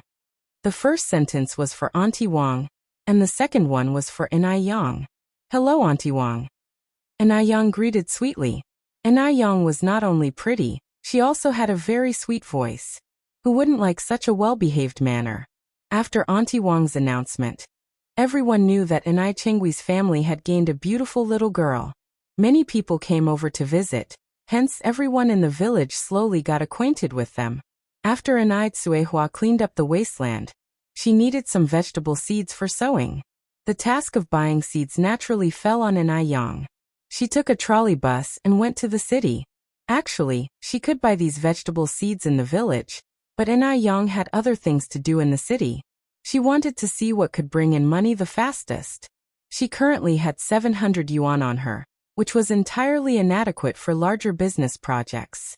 She could only start small and work her way up. Yang's first stop was the agricultural market. Just like the vegetable markets of later times, the place was bustling with people negotiating prices. After procuring vegetable seeds, Yang went up to a meat stall, planning to cut 2 kilograms of pork to bring home. Boss, how much is the pork per kilogram? The butcher was a middle-aged man of about 200 pounds, sporting a full beard. At her question, he lazily looked up at Yang and replied, 2 yuan and 8 cents per kilogram. 2 yuan and 8 cents? Yang was somewhat shocked. Why is it so expensive? In later times, 2 yuan and 8 cents could only afford a lollipop. However, this was the 1980s. In the countryside, pork only cost 8 cents per kilogram. 2 yuan and 8 cents could buy a whole chicken. Even in Beijing, it seemed impossible for the price of meat to have increased almost threefold. Think it's expensive? The middle-aged man wore a look of disdain. If it's too costly, go buy fish. He could tell at one glance that she was from the countryside, and didn't even expect her to actually purchase any meat. Yang didn't mind the butcher's attitude. She raised her eyebrows slightly and queried, Fish? Are fish cheaper than meat? Maybe because Yang was quite attractive, the butcher pointed towards a fish stand not far away. There a fish there costs 3 cents. It's certainly cheaper. Yang turned her eyes and indeed, saw a fish stall in an inconspicuous corner. The stall was relatively small and none of the passerby stopped to look. Apparently, fish was not favored here. It made sense. In 1980s China, whether one could get enough to eat was an issue. Who would bother thinking about buying fish?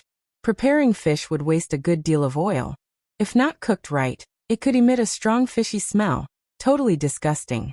It would be better to eat vegetables instead. Unlike pork, you could just stir-fry it in a pan, and it would naturally produce oil. Apart from satisfying one's cravings, it could also provide some necessary fats for the body. The 1980s didn't offer as many ways to prepare fish as the future would. Dishes like stone-pot fish, sour fish, boiling fish, water-boiled fish, grilled fish, squirrel fish, etc., were all ways of cooking fish in later times. Sour fish, in particular, became a trend in the early 1990s. Approaching the fish stall, Na Yang had a plan. She smiled and said, "Boss, give me 3 big-head carp and 3 squid." Seeing a potential transaction, the stall owner promptly stood up and cheerfully asked, "Young miss, do you want them gutted?" Na Yang nodded. "Yes, please. And if you could split the fish in half, that would be great." "All right." The boss efficiently prepared the fish with swift hand movements. The total cost for 6 fish was 1 yuan and 2 cents. The big head carp cost 3 cents each, while the squid were simply 1 cent each. After buying the fish, Na Yang purchased some anise and pickled vegetables. To facilitate her travels and future business plans, she resolved to invest more than 200 yuan to buy a Phoenix brand bicycle. Having a bike made commuting back to the village much more convenient. The thought of owning a vehicle thrilled her, and she hummed a merry tune all the way home. Upon reaching the village, a group of children chased after her bicycle, keenly interested in it. In this era, owning a bicycle was quite a rare thing, even more sought after than owning a car in later times. Consequently, rumors started circulating in the village. What professions were Suehua and her daughter in? How did they have so much money? They could even afford a bicycle. Furthermore, there wasn't a man around them, and both mother and daughter were quite good-looking. Could they possibly be? The villagers thus became more wary of Suehua and her daughter, fearing that their own men might be seduced by them. Chapter 23 Shameful Self-Employed Individual. Na Yang didn't care about what the village people were discussing. Her only focus was on having a good life and being true to herself. She parked her brand new bicycle in the yard and called out, "Mother, embark." Just as her words fell, Suehua, with an apron around her waist, came out from inside. When she saw the bicycle, her face changed. Yang, did you buy this bicycle?" Na Yang nodded. "Yes, Mom. What do you think of this bike? Isn't it grand?" Suehua, somewhat agitated, walked over to Na Yang. "How could you buy such a big thing without discussing it with me first? Even though we have profitable business now, we can't just squander away like this. How are we supposed to make ends meet at this rate?" Kuihua's worries weren't unfounded. After paying the rent, they were left with a balance of only 700 yuan. The bike had to cost no less than 200 yuan. With Na Yang's spending habits, even a mountain of gold would be exhausted. Na Yang chuckled and hugged Kuihua's arm. "Rest assured, Mom, one won't spend money recklessly. I bought the bike to do business. Trust me, one know what I'm doing. I'll make sure you and my little sister live wealthy lives." At these words, Kuihua's face softened a bit. She then asked, "Doing business? What business do you want to do?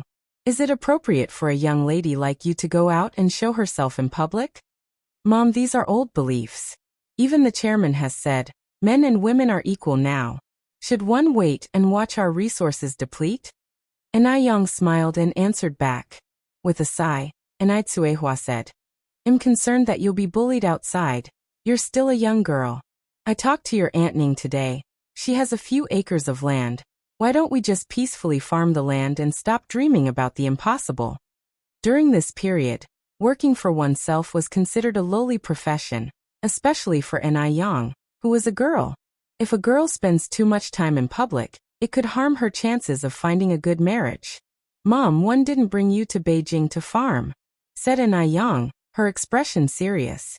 "You can stay at home and take care of my sister, and leave the issue of money to me. There's no need to worry."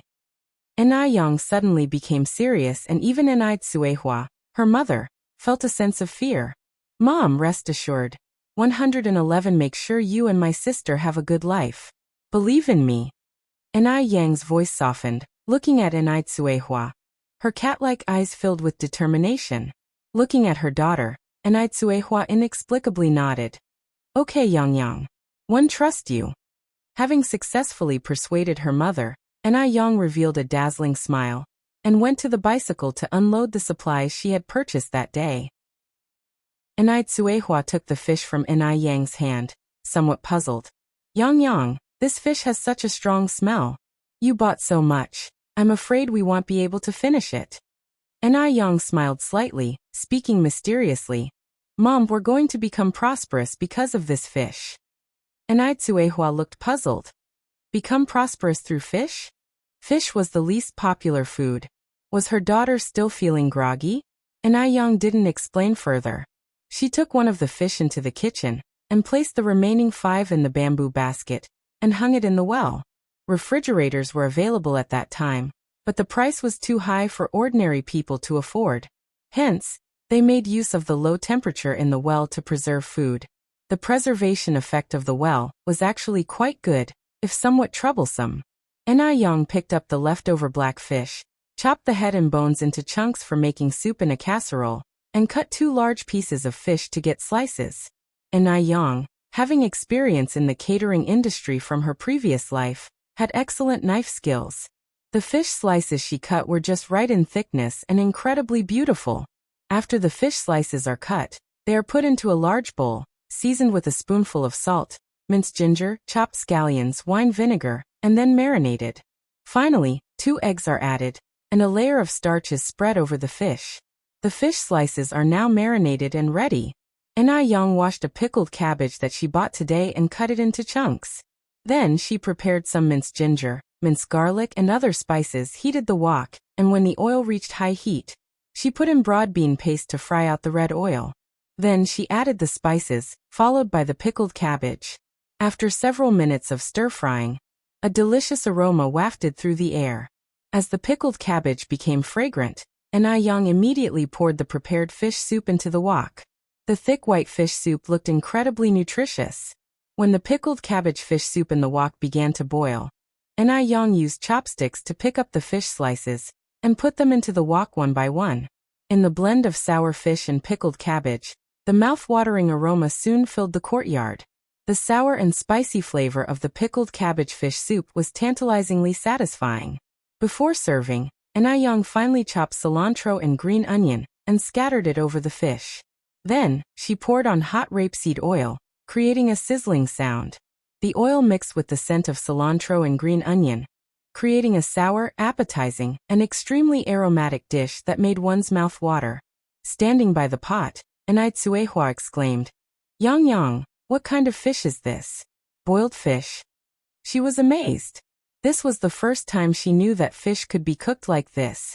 The aroma was incredibly strong, even before they had started eating. If this is how it tasted, would she accidentally swallow her own tongue while eating? This is pickled cabbage fish, Mom, you should try it. Yang picked up a translucent piece of fish and handed it to Suehua. The fish was incredibly tender. As she bit into it, a sour and spicy flavor spread through her mouth. The fish was tasty and melted in the mouth, leaving her longing for the next bite. It had no trace of fishy smell and was irresistible. Eating such fish, one could easily consume 3 to 4 bowls of rice. Suehua had never tasted such delicious fish in her life, and she looked at Yang with surprise. This fish tastes amazing, she exclaimed. She could hardly believe it was fish if she hadn't seen it with her own eyes. Yang gave a slight smile. If it's good, eat more. Suehua waved her hand. I'll have more with you later. What else do you need to fry? I'll get the fire going for you. The rural area still used traditional stoves that needed firewood. Although it wasn't as convenient as gas, the meals cooked on it tasted far better. Just stir-frying some green vegetables, then we can start eating, Yang said, placing the washed vegetables by the stove. They prepared 3 dishes for the evening: stir-fried green vegetables, pickled cabbage fish, and steamed egg custard. The egg custard was steamed in a rice cooker using the leftover egg yolk from making the pickled cabbage fish. After evenly mixing the egg yolk, she added some rice soup, soy sauce, sesame oil, salt, and steamed it. The resulting egg custard was incredibly delicious. For a mother and daughter, these 3 dishes were plenty. Sitting at the dining table, Anai Tsuehua suggested, "Why don't we invite your Aunt Ning over? She's always taken good care of us, and I'm sure she's never tasted this pickled cabbage fish." "Sure." Anai Yang went into the kitchen, added another set of tableware, and went to the north wing. Initially, Anai Chingue refused because frequent freeloading was embarrassing during these straitened times. But she couldn't resist Anai Yang's enthusiasm, so she came over, trying not to appear shamefaced. Yang, I'm so sorry. Look, here I am again freeloading," she said. Chapter 24. Start doing business, Anai Tsuehua said with a smile. "You're being too polite, Chingue, have a seat. Try the sour fish that Yang cooked. This girl loves to experiment. Have a taste and see if it's good?" Although she called it an experiment, Anai Quihua's eyes were filled with pride. How could she not be proud to have such a capable daughter, like Anai Yang?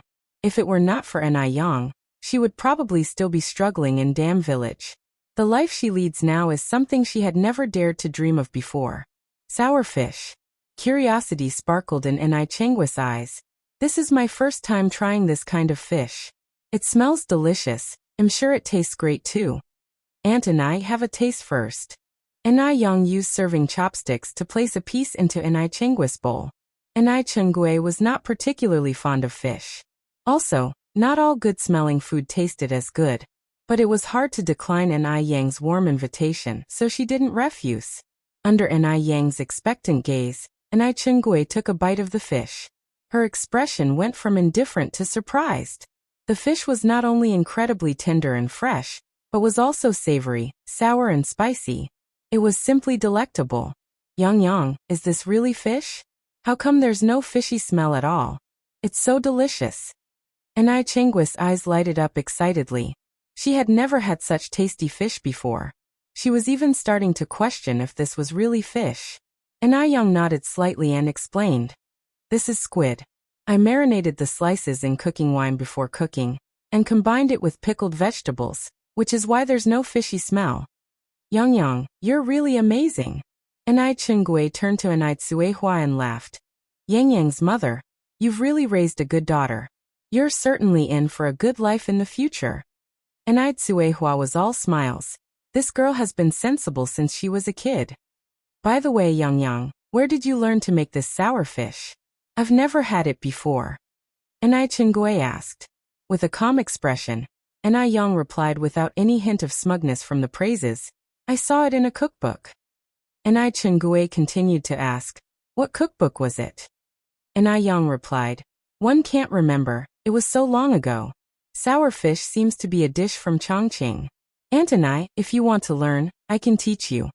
Even though Anai Yang was hoping to earn money from cooking sour fish, she had no intention of keeping the recipe a secret, especially since it wasn't her original creation. "I was just asking," Anai Chingue continued.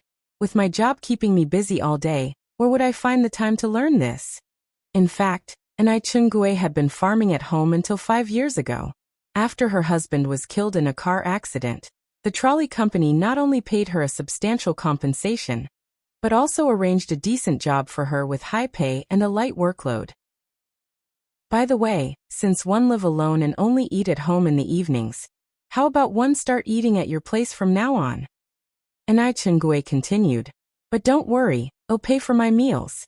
How about one give you 5 yuan per month for my meals?" Given that Anai Chingue had made such a proposal, it would clearly be inappropriate to refuse. Anai Yang laughed and said, "Aunt Anai, you're welcome to come over anytime, not just for dinner. We live together, we should be like family. There's no need to talk about money." Courtesies were important. It was the basis for social interaction. If you can't even utter flattery, you'll end up being taken advantage of in society. Although Anai Chingue knew Anai Yang's words were merely pleasantries, she was still very happy. Smiling, she said, "I should still pay. How could I have the nerve to eat here without contributing? So let's start from today. I'll prepay this month's fee. With that, Anai Chengui took out a note from her pocket and placed it on the table. Anai Tsuehua repeatedly declined. Chengui, let's not worry about today's meal. If you plan to eat here, let's start from tomorrow. Okay. Anai Chengui didn't refuse any further, focusing on her fish. That's settled then. After the meal, Anai Chengui said, Yang, your sour fish is really tasty. Can you cook it again tomorrow night? I'm telling you. There's a river east of our village teeming with fish and shrimp. People don't usually catch them because the fish don't taste good. If you're free, you could bring a fishing rod and likely catch some big fish. Anai Yang nodded. Okay, since Aunt and you like it, I'll cook sour fish again tomorrow night. At the same time, Anai Yang received important information. The river to the east had lots of fish. If she could cook sour fish using these wild river fish, it would surely taste better than the bought ones. Anai Yang's eyes darted around. She had a new idea. At night, everyone was asleep, but Anai Yang was still busy in the kitchen. She turned all the remaining 5 fish into sour fish, brewed a pot full of soup. The enticing aroma filled the room. After the soup was ready, she transferred all of it into a new large iron bucket. The iron bucket, complete with a lid, was one she had just bought that day. After all that, Anai Yang prepared a large jar of secret chili oil, then diced green onions, garlic, and cilantro and put them into enamel cups, ready to bring along the next day. These preparations were for setting up a stall the next day. However, she didn't plan to sell sour fish, but sour fish noodle soup instead. While sour fish was a dish, when combined with noodles, it became a main course. Not only could one taste the flavor of sour fish, one would also feel full. Considering most people in this era had never tasted sour fish before, she felt confident that her sour fish noodle soup would certainly be a hit. With experience from her previous life backing her up, Anai Yang was full of confidence. As for where to set up the stall, she had scouted out a location with the most foot traffic, the morning market. There were many stalls in the morning market, which meant fierce competition. But as long as the food was delicious and the skill was good, there would be no shortage of customers. Anai Yang stayed awake until midnight before going to bed. She got up before dawn the next day. After making breakfast and eating a few steamed buns, she hopped on her bike and set off. By the time she reached the food street, it was just after 6 in the morning, breakfast time. The food street was filled with the aroma of various deep-fried foods and the scent of steamed buns. Anai Yang first set up tables and chairs, lit the coal stove, then placed the large iron bucket on it. Soon, the alluring scent wafted from the bucket. Anai Yang had bought some small tables and chairs from the city yesterday. As it was not convenient to carry them back and forth, she had negotiated with the shop owner to leave these items at the shop for a monthly rental fee of 1 yuan. The street was crowded with passers-by. However, when they saw the sign that read sour fish noodle soup next to Anai Yang, they lost their appetite. What's so great about fish? Observing her stall being void of customers for half an hour, Anai Yang grew anxious. She rubbed her temples and had a sudden brainwave. She had a solution. Anai Yang's eyes twinkled with a smile. She walked into a grocery store nearby and came back with 10 small cups in her hands. Chapter 25 Sell Short. _1 Anai Yang blanched a handful of noodles in fish soup and served them into 10 cups, sprinkled them with cilantro, chopped green onion, and minced garlic before pouring the final touch of soup over them. Thus, 10 petite servings of sour fish noodle soup were completed. Though small, the servings had a full spectrum of colors, scents, and flavors. Anai Yang held a tray with 10 servings of noodles and started soliciting passers-by loudly. Come, step right up, free noodles for tasting, it's all free. Upon hearing the word free, a middle-aged woman immediately paused and asked, Are you really giving these away for free? Anai Yang nodded and handed her a cup. Yes, ma'am. Please judge if it tastes good or not. This cup of noodles doesn't cost you a penny. If you like it, you can sit down and have a bowl of it at only 3 cents per bowl. If you don't like it, you can simply leave without any obligation.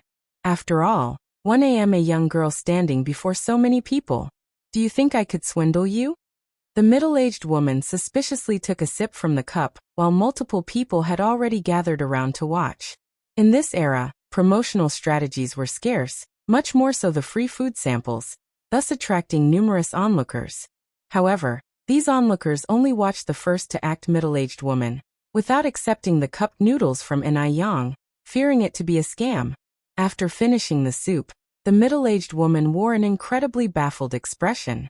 The surrounding crowd was filled with curiosity. With an amiable grin, Yang asked, "So ma'am, how would you rate the taste?" The woman took a bite of noodles without answering, carefully chewing, and then looked at Yang incredulously. "This is absolutely delicious. Missy, how did you prepare this fish soup?"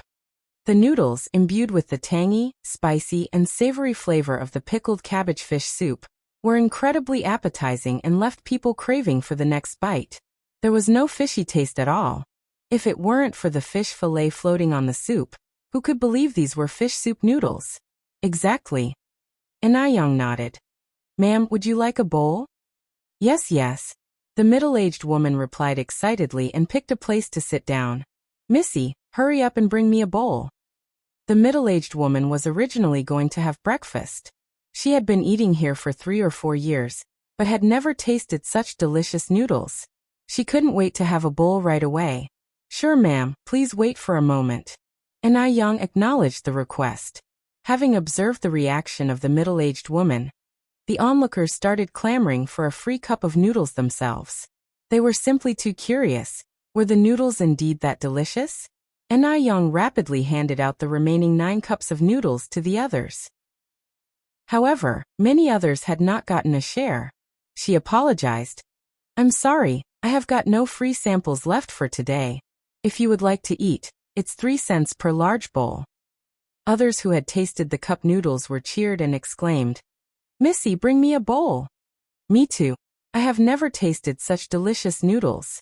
H2 similar comments increased, intriguing those who had yet to taste the free sample. "I also want a bowl." In no time, all 3 tables were full, leaving many others standing while eating their noodles. In just 4 hours, 2 big pots of pickled cabbage fish soup were sold out, leaving many still waiting for their turn, expressing great regret. Yang explained with a smile, "Our pickled fish noodles are served with limited availability, about 200 servings a day. If you want to eat, you can come over a bit earlier tomorrow. The location is still the same." This was a hunger marketing strategy, creating an inadequate supply phenomenon to maintain product prices and profit margins. She believes there will be more people coming tomorrow morning. Yang packed up the tables and chairs and returned them to the neighboring stores. The shop owner was a middle-aged man in his 40s. Watching Yang return the tables and chairs, he asked with a chirpy smile, Yang, how's business?" Yang glanced up, a small smile playing on her lips. It went fairly well. She always wore a smile when facing people and dealt with things tactfully. These were the life lessons Yang learned from her previous life. The shop owner thought Yang was being elusive, because she had encountered setbacks on her first day of business. After all, she was just a teenage girl. What kind of business could she do? She was more likely to make losses. The shop owner immediately tried to comfort her. Yang, you can't rush a business, you have to take things slow, keep going at it. As the old saying goes, after persistence, the moon will appear through a parting sky. Look at my small shop. Despite doing pretty well now, things were very bleak a few years ago. I was on the brink of shutting it down, but now aren't all troubles past, and everything is sweet? Yang set down the tables and chairs. You're right. Seeing Yang remain so calm and unperturbed, not complaining at all, the shop owner became even more curious. Normally people would complain a bit after facing setbacks, but Yang seemed to be taking it quite cheerfully. Unable to contain his curiosity, he asked again, Yang, how many bowls of noodles did you sell this morning?" She replied, "They're all sold out." Yang carefully placed the stove in a non-obstructive place, speaking lightly. "So all of them were sold?" The shop owner's expression became instantly astonished. Yang, are you kidding me?" When he saw the 2 big iron pots, he estimated that they could contain hundreds of bowls of soup. Surely they couldn't have all been sold. This young girl was probably too worried about losing face, so she was boasting. If it had all been sold, Wouldn't she have been over the moon with joy? How could she be so calm and composed? And Young continued, I'm not joking with you. They are really all sold out. I'm just packing my things to go home. The shop owner thought Young was just bluffing, and he laughed and said, since they've all sold out, you should go home now. Don't worry your family. In my opinion, it's better for girls to study more. He believed that a well-read woman would make a good match, and that would be a satisfactory life. Well, 111 be going then, Uncle Lu. Goodbye. After putting everything away, Young said goodbye to the shop owner. Shop owner Lu watched Yang's figure retreating into the distance and shook his head helplessly. The kids these days have too much vanity. Not selling the noodles is not a big deal, but pretending to have sold out all. Did she think he was too old to know better? Instead of returning home directly, Young rode her bicycle to the agricultural market where she bought 8 fish. She also bought some fishing gear, along with some fruits and vegetables, adding to the list kelp and pig's feet. By the time she reached home, it was a little past 11 in the morning. Young is back. How was your business? How many did you sell? Kaiwa asked excitedly upon seeing Yang's return. Clearly, she had been waiting anxiously at the door for a long time. Young handed over the fruits and vegetables she bought to Tsuehua, laughing. Mom, with your daughter being so capable, how could the business not be good? Of course, they were all sold. All sold out. Tsuehua opened her mouth wide in excitement and disbelief. Young, you're not just saying that to make me feel better, are you? If they had agreed on a price of 3 cents per bowl the night before, how much money would they have earned if everything was sold? I didn't lie to you, Mom. They were all really sold out. Young unloaded the pots from the back of her bicycle, lifted the lid and said with a smile, look, it's completely empty. Chapter 26 Picking Snails, Saving People. Seeing the empty large iron bucket, Tsuehua finally realized that her daughter wasn't lying. She opened her mouth wide in astonishment. How much are we going to earn? She knew that her daughter's sour fish was delicious, but she didn't expect it to be so popular. Young was unfazed. It's only a few dozen yuan, Mom. Let's go inside, I'm so hungry. Tsuehua took the produce from Yang's hands. Let's go, meal is ready. Hurry and let's eat. Lunch was 2 dishes and a soup. 1 stir-fried green vegetables, 1 braised pork, and a tomato and egg soup. Quihua's culinary skills were quite good. Young finished a large bowl of white rice with the soup. Young, eat more meat. Eating meat will help you grow taller. Tsuehua kept adding meat to her daughter's bowl. Thank you, Mom. You eat too. Young also added a piece of meat to Quihua's bowl. After finishing the meal, Young counted the money she made from selling noodles in the morning. It totaled out to be 76 yuan and some change, which meant that she had sold almost 256 bowls of noodles. Tsuehua had never knew that you could make so much money in just one morning. She immediately said, Young, do you need Mom's help tomorrow morning? Young gave the money to Tsuehua and smiled. No need, Mom. One can handle it on my own. You just need to take good care of little sister at home. Tsuehua put the money away, feeling a sense of astonishment. I didn't know how easy it is to earn money in the city. Your dad and grandma would surely turn green with regret if they knew how good you are at making money now. The Mu family used to live frugally, and they couldn't even save 100 yuan over a year. But Young earned over 70 yuan in just one morning. Tsuehua, a woman from deep inside the mountains, didn't know much. She thought that city money was easy to earn, unaware of how much hard work and sweat Young had put into it. Young maintained her composure and immediately corrected her mother's incorrect notions. It's not about city money being easy to earn. It's about finding the right method. If it was someone else, they might not necessarily make money. Lots of people lose money in business right now. Tsuehua nodded in confusion. Young picked up her purchased fishing gear and continued. Mom, I'm going to make a round by the river. All right, your aunt and I told me the river is quite deep. I'll go with you.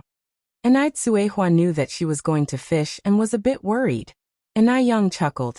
It's okay, Mom. You don't need to go. One know how to swim. Just stay at home and rest. To the east of Jinghua village there was a long river.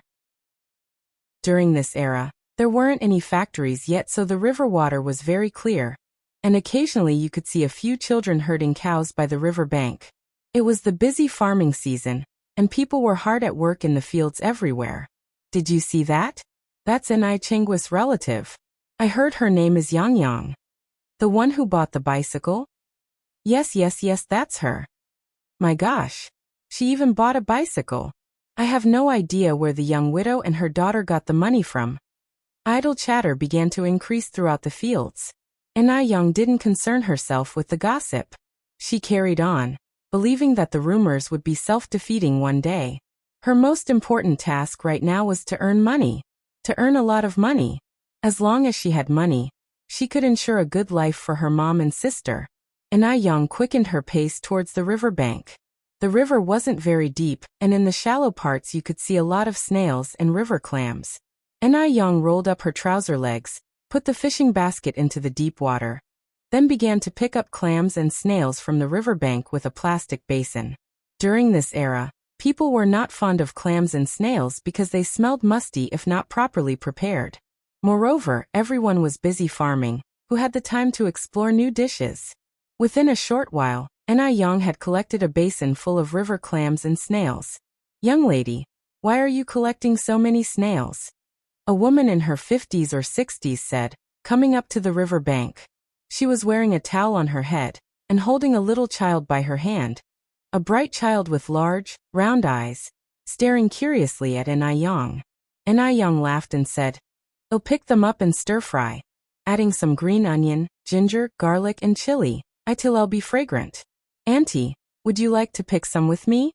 The aunt frowned deeply. You're a big girl from out of town, aren't you? These things are fishy and hard to eat. We usually use them to feed ducks. No sooner had she finished speaking than the child, she was leading by the hand, started to convulse all over, foam at the mouth and fell to the ground in less than 10 seconds. It was as if he was possessed. All of this happened so fast. The aunt obviously had never seen anything like this before and was scared to her knees, not knowing what to do. Guobao. Guobao. What's wrong with you? Bao. She said, about to pick up the child and run home. Enai Yang immediately dropped the basin in her hand and ran to the shore to stop the aunt's actions. Auntie, my family's been practicing traditional Chinese medicine for generations. Quickly hand the child over to me. You. The aunt looked at Enai Yang with some hesitation, her eyes red. In the aunt's eyes, Enai Yang was nothing more than a young girl. The aunt didn't believe her, nor dared to trust her. The child in her arms was the lifeblood of her daughter's entire family. If something were to happen to him, she wouldn't be able to live either. Auntie, you can trust me with the child. If we delay any longer, he might not make it. Enai Yang said seriously, with no intention of joking. The aunt was still very hesitant and shouted loudly, Help! Someone help quickly! Help save a life! There were many people working in the fields. When they heard the aunt's call, many people came. What's going on here? Isn't this child from Maifeng's family? Is he possessed? The crowd was buzzing, guessing the cause of the child's illness. Enai Yang couldn't care less at that moment. She snatched the child from the aunt's arms, laid him on his side on the ground, pried open his mouth, and then without hesitation, put her hand into the child's mouth. The child immediately bit down hard on Enai Yang's hand. She squeezed her brows and broke out in a thin layer of sweat on her forehead. The onlookers watched Enai Yang, pointing fingers. What does this little girl know? What if she causes someone's death? Auntie Chun, stop her quickly. Don't you want Guobao to live? This little girl really doesn't know her place.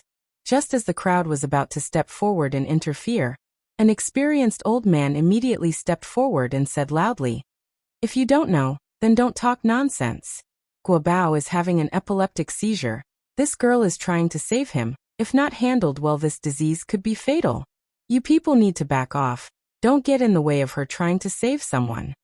When the crowd heard this, they immediately retreated a bit, fearing trouble might find them, whispering among themselves. Enai Yang looked up and gratefully glanced at the old man who had spoken. The old man was wearing reading glasses and a white vest, exuding a scholarly aura, not like an ordinary farmer at all. but more like someone who had retired to the countryside. The child was still convulsing nonstop, and the aunt started to cry in a low voice. Guobao, you cannot let anything happen to you. What will I do if you are gone? And Yang, while performing emergency measures, said, Auntie, quickly unbutton Guobao's shirt. All right. The aunt then snapped back to reality, her hands trembling as she undid the child's buttons. During that time, the child's eyes were tightly shut, his face looked deathly pale, he slowly stopped convulsing, his breathing became slower and slower, there was almost no sign of life in him. The whispering on the side started up again. Can this girl really do it? It's been so long and still no response. Could it be that Guobao is gone? As soon as the aunt heard this, she panicked immediately. Her hands went around Yang's neck, shaking Yang. She said in an emotional tone, If anything happens to my Guobao today, one will fight you to the death with my own life. Chapter 27 Jealousy. If it were not for Yang's interference, she would already be taking Guobao to the clinic now. How could it be delayed till now?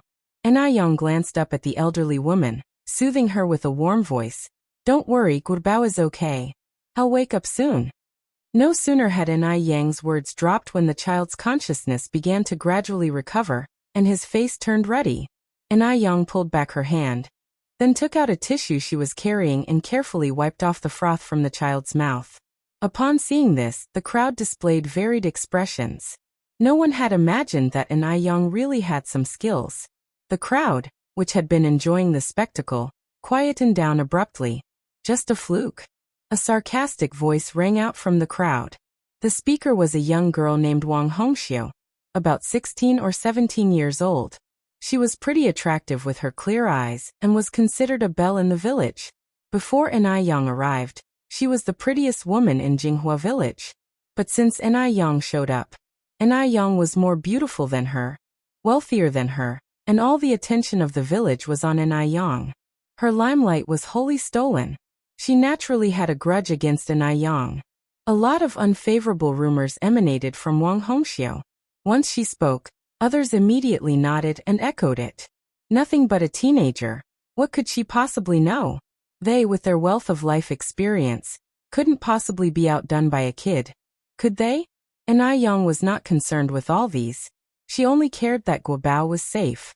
She helped the child sit up, and only then did the elderly woman notice the bloody bite marks on Yang's hand which Guobao had made. The old lady spoke nervously. Dear girl, you're not hurt, are you?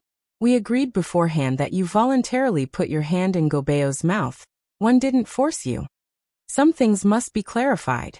Yang was a foreigner. Why is she helping her grandson out of the blue? There must be something she wants. The old woman feared being conned.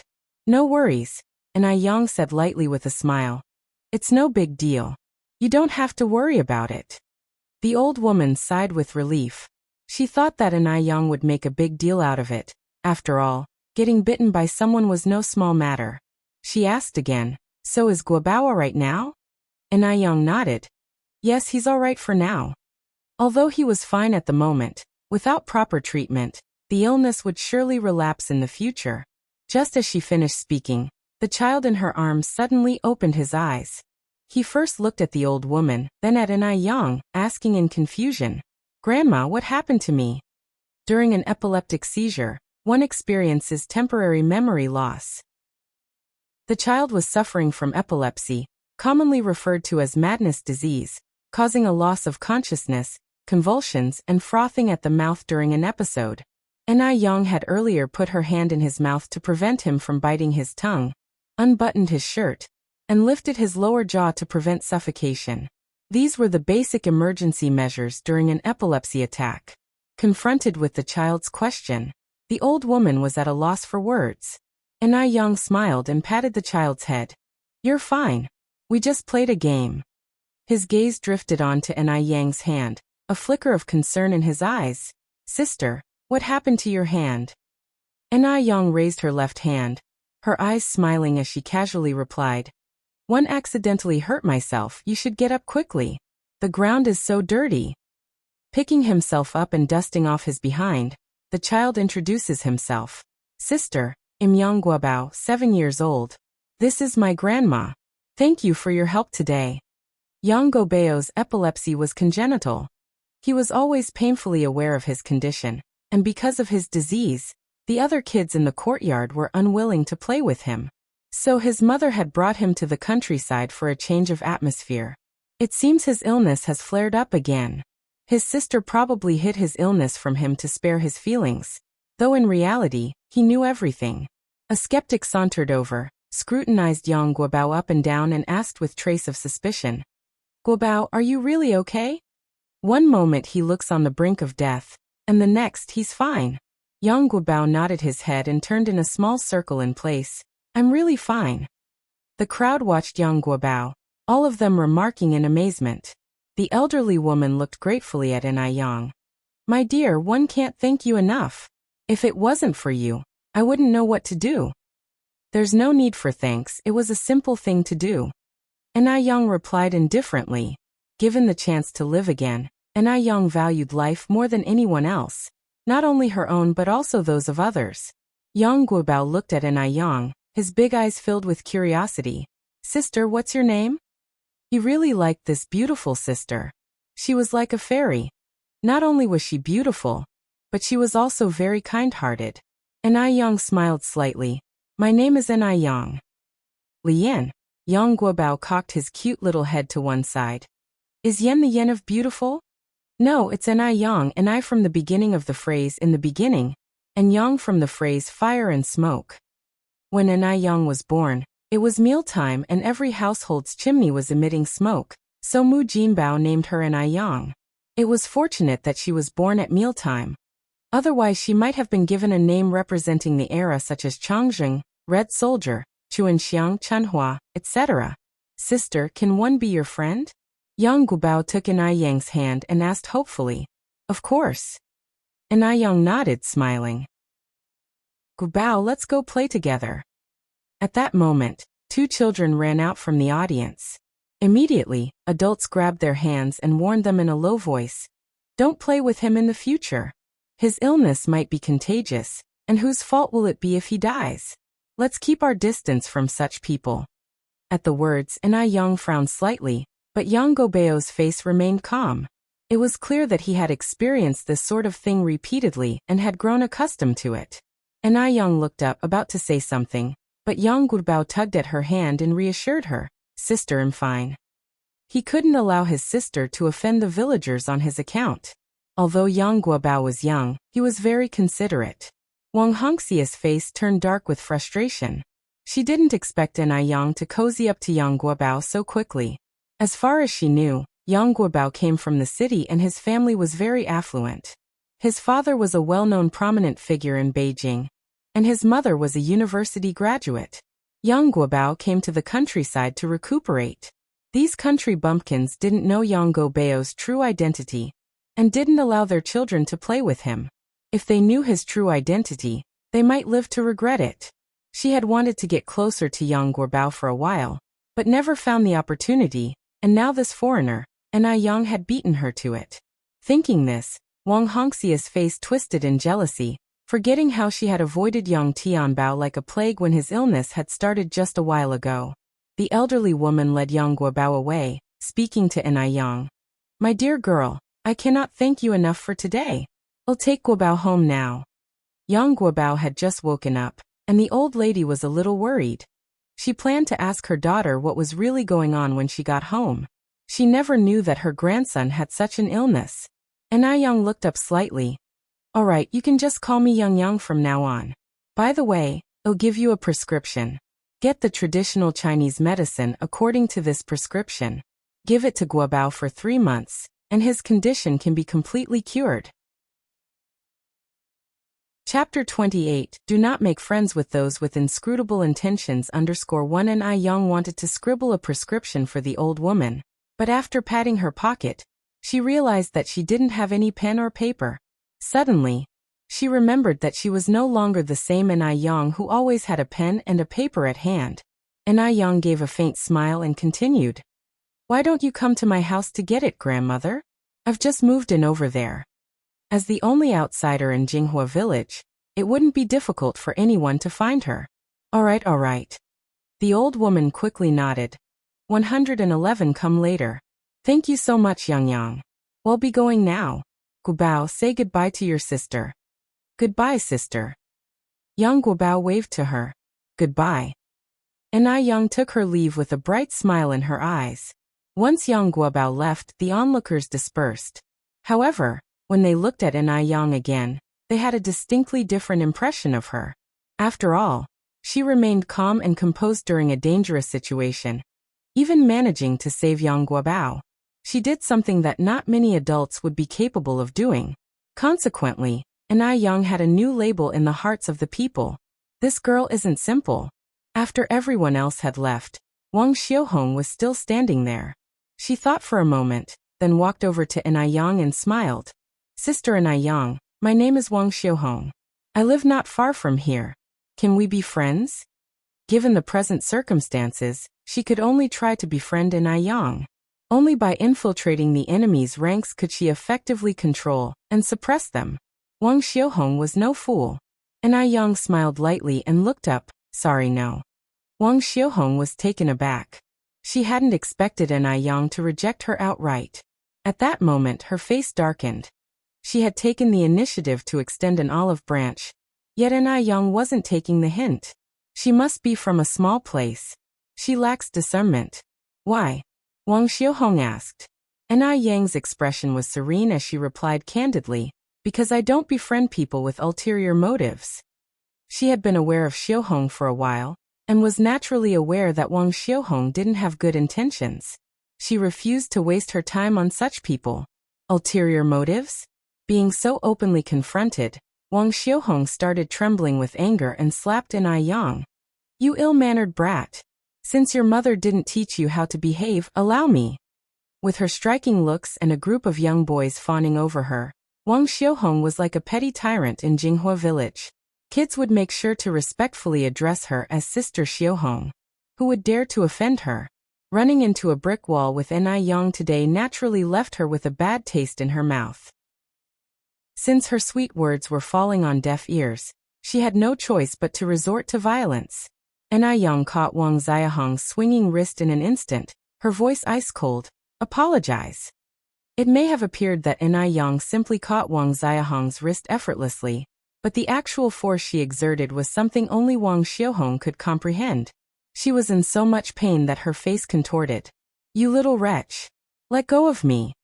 Enai Yang's expression chilled further. Apologize. Let go of me, you wretch. Wang Xiuhong struggled violently.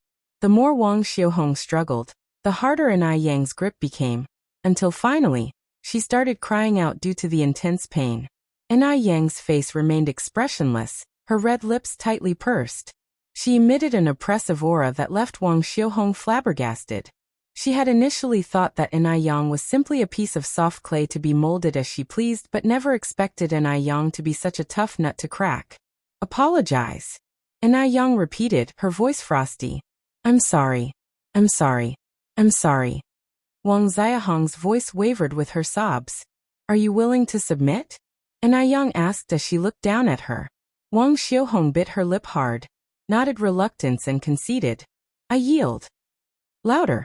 Enai Yang demanded, her eyes coldly piercing. I yield. Wang Xiuhong bit her lip, raising her voice, her face a mask of humiliation. Louder. Enai Yang commanded, narrowing her eyes slightly. Wang Xiuhong took a deep breath and shouted out loud. I yield. One yield. Enai Yang smiled contentedly, her eyes sparkling as if filled with stars. She never asked for trouble, but if trouble was forced upon her, she would never back down. If she didn't deal with Wang Xiuhong this time, Wang Xiuhong would doubt whether Enai Yang was as soft as she looked and could be easily preyed upon. No matter the era, the rules of survival remain the same. Survival of the fittest. The weaker you appear, the more audacious your enemies become. Those like Wang Xiuhong, they should be met with force. I've apologized already, now let me go, Wang Xiuhong pleaded, her eyes red and swollen. But Enai Yang had no intention of letting her go. Smiling, she asked, Are you angry?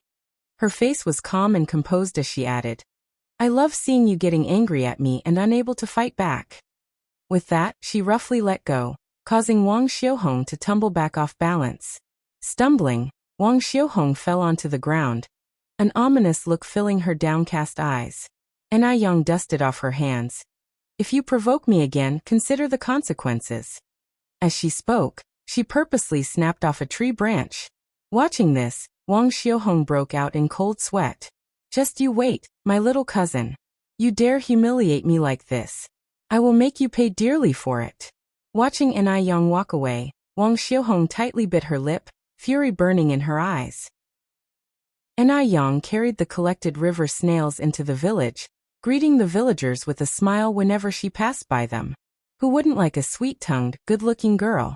Once home, Enai Yang drew a bucket of well water to keep the collected snails and clams, adding a few drops of vegetable oil on the water surface to make the snails spit out sand and grit faster. Enai Tsuehua came out of the house, curiously asking, Yang, what are you doing? Where did you get all these river snails? Enai Yang stood up, smiling cheerily. Mom, the well water is very cold. You better stay away from it and go back inside to rest. One just brought back these river snails, planning to stir-fry them tonight. You can eat river snails? Enai Tsuehua asked, somewhat surprised. Enai Yang nodded. Of course you can. It's a delicacy. She had brought back big river snails that had yielded a lot of meat, and if cooked right, they wouldn't taste worse than pork. Over the past few days, Enai Yang had introduced many new things to Enai Tsuehua, who accepted them without questioning further and dragged Enai Yang into the kitchen. Yang, I've already cut up the fish for you. Come and see if it's all right. Enai Tsuehua wanted to help her daughter, and had sliced several fishes into thin pieces. The pieces of fish were placed in white porcelain bowls, making a total of 20 big bowls. The fish bones and heads were already being stewed in a pot, the soup a milky white, and the air filled with a delicious aroma. Mom! Enai Yang looked at Enai Tsuehua and said seriously, you don't need to do all these. One can handle it. You haven't fully recovered yet. It's more important to rest and recuperate. It's fine, Enai Tsuehua laughed it off. I'm not that delicate. If we were still in Dam Village, one would be working in the fields by now. What's a little fish cutting? Compared with her previous life, Enai Tsuehua felt that her current life was happier than a life in paradise. Who would have dared to dream of such a life a month ago? You're tuning in to the Li Mei's Wuxia Whispers YouTube channel. We're so grateful for your support, and don't forget to subscribe to join us on this incredible journey through captivating stories. Your generosity through donations truly makes a world of difference, as it's the primary source of revenue that allows me to expand and enhance this channel for you. Thank you from the bottom of my heart for being a part of this adventure.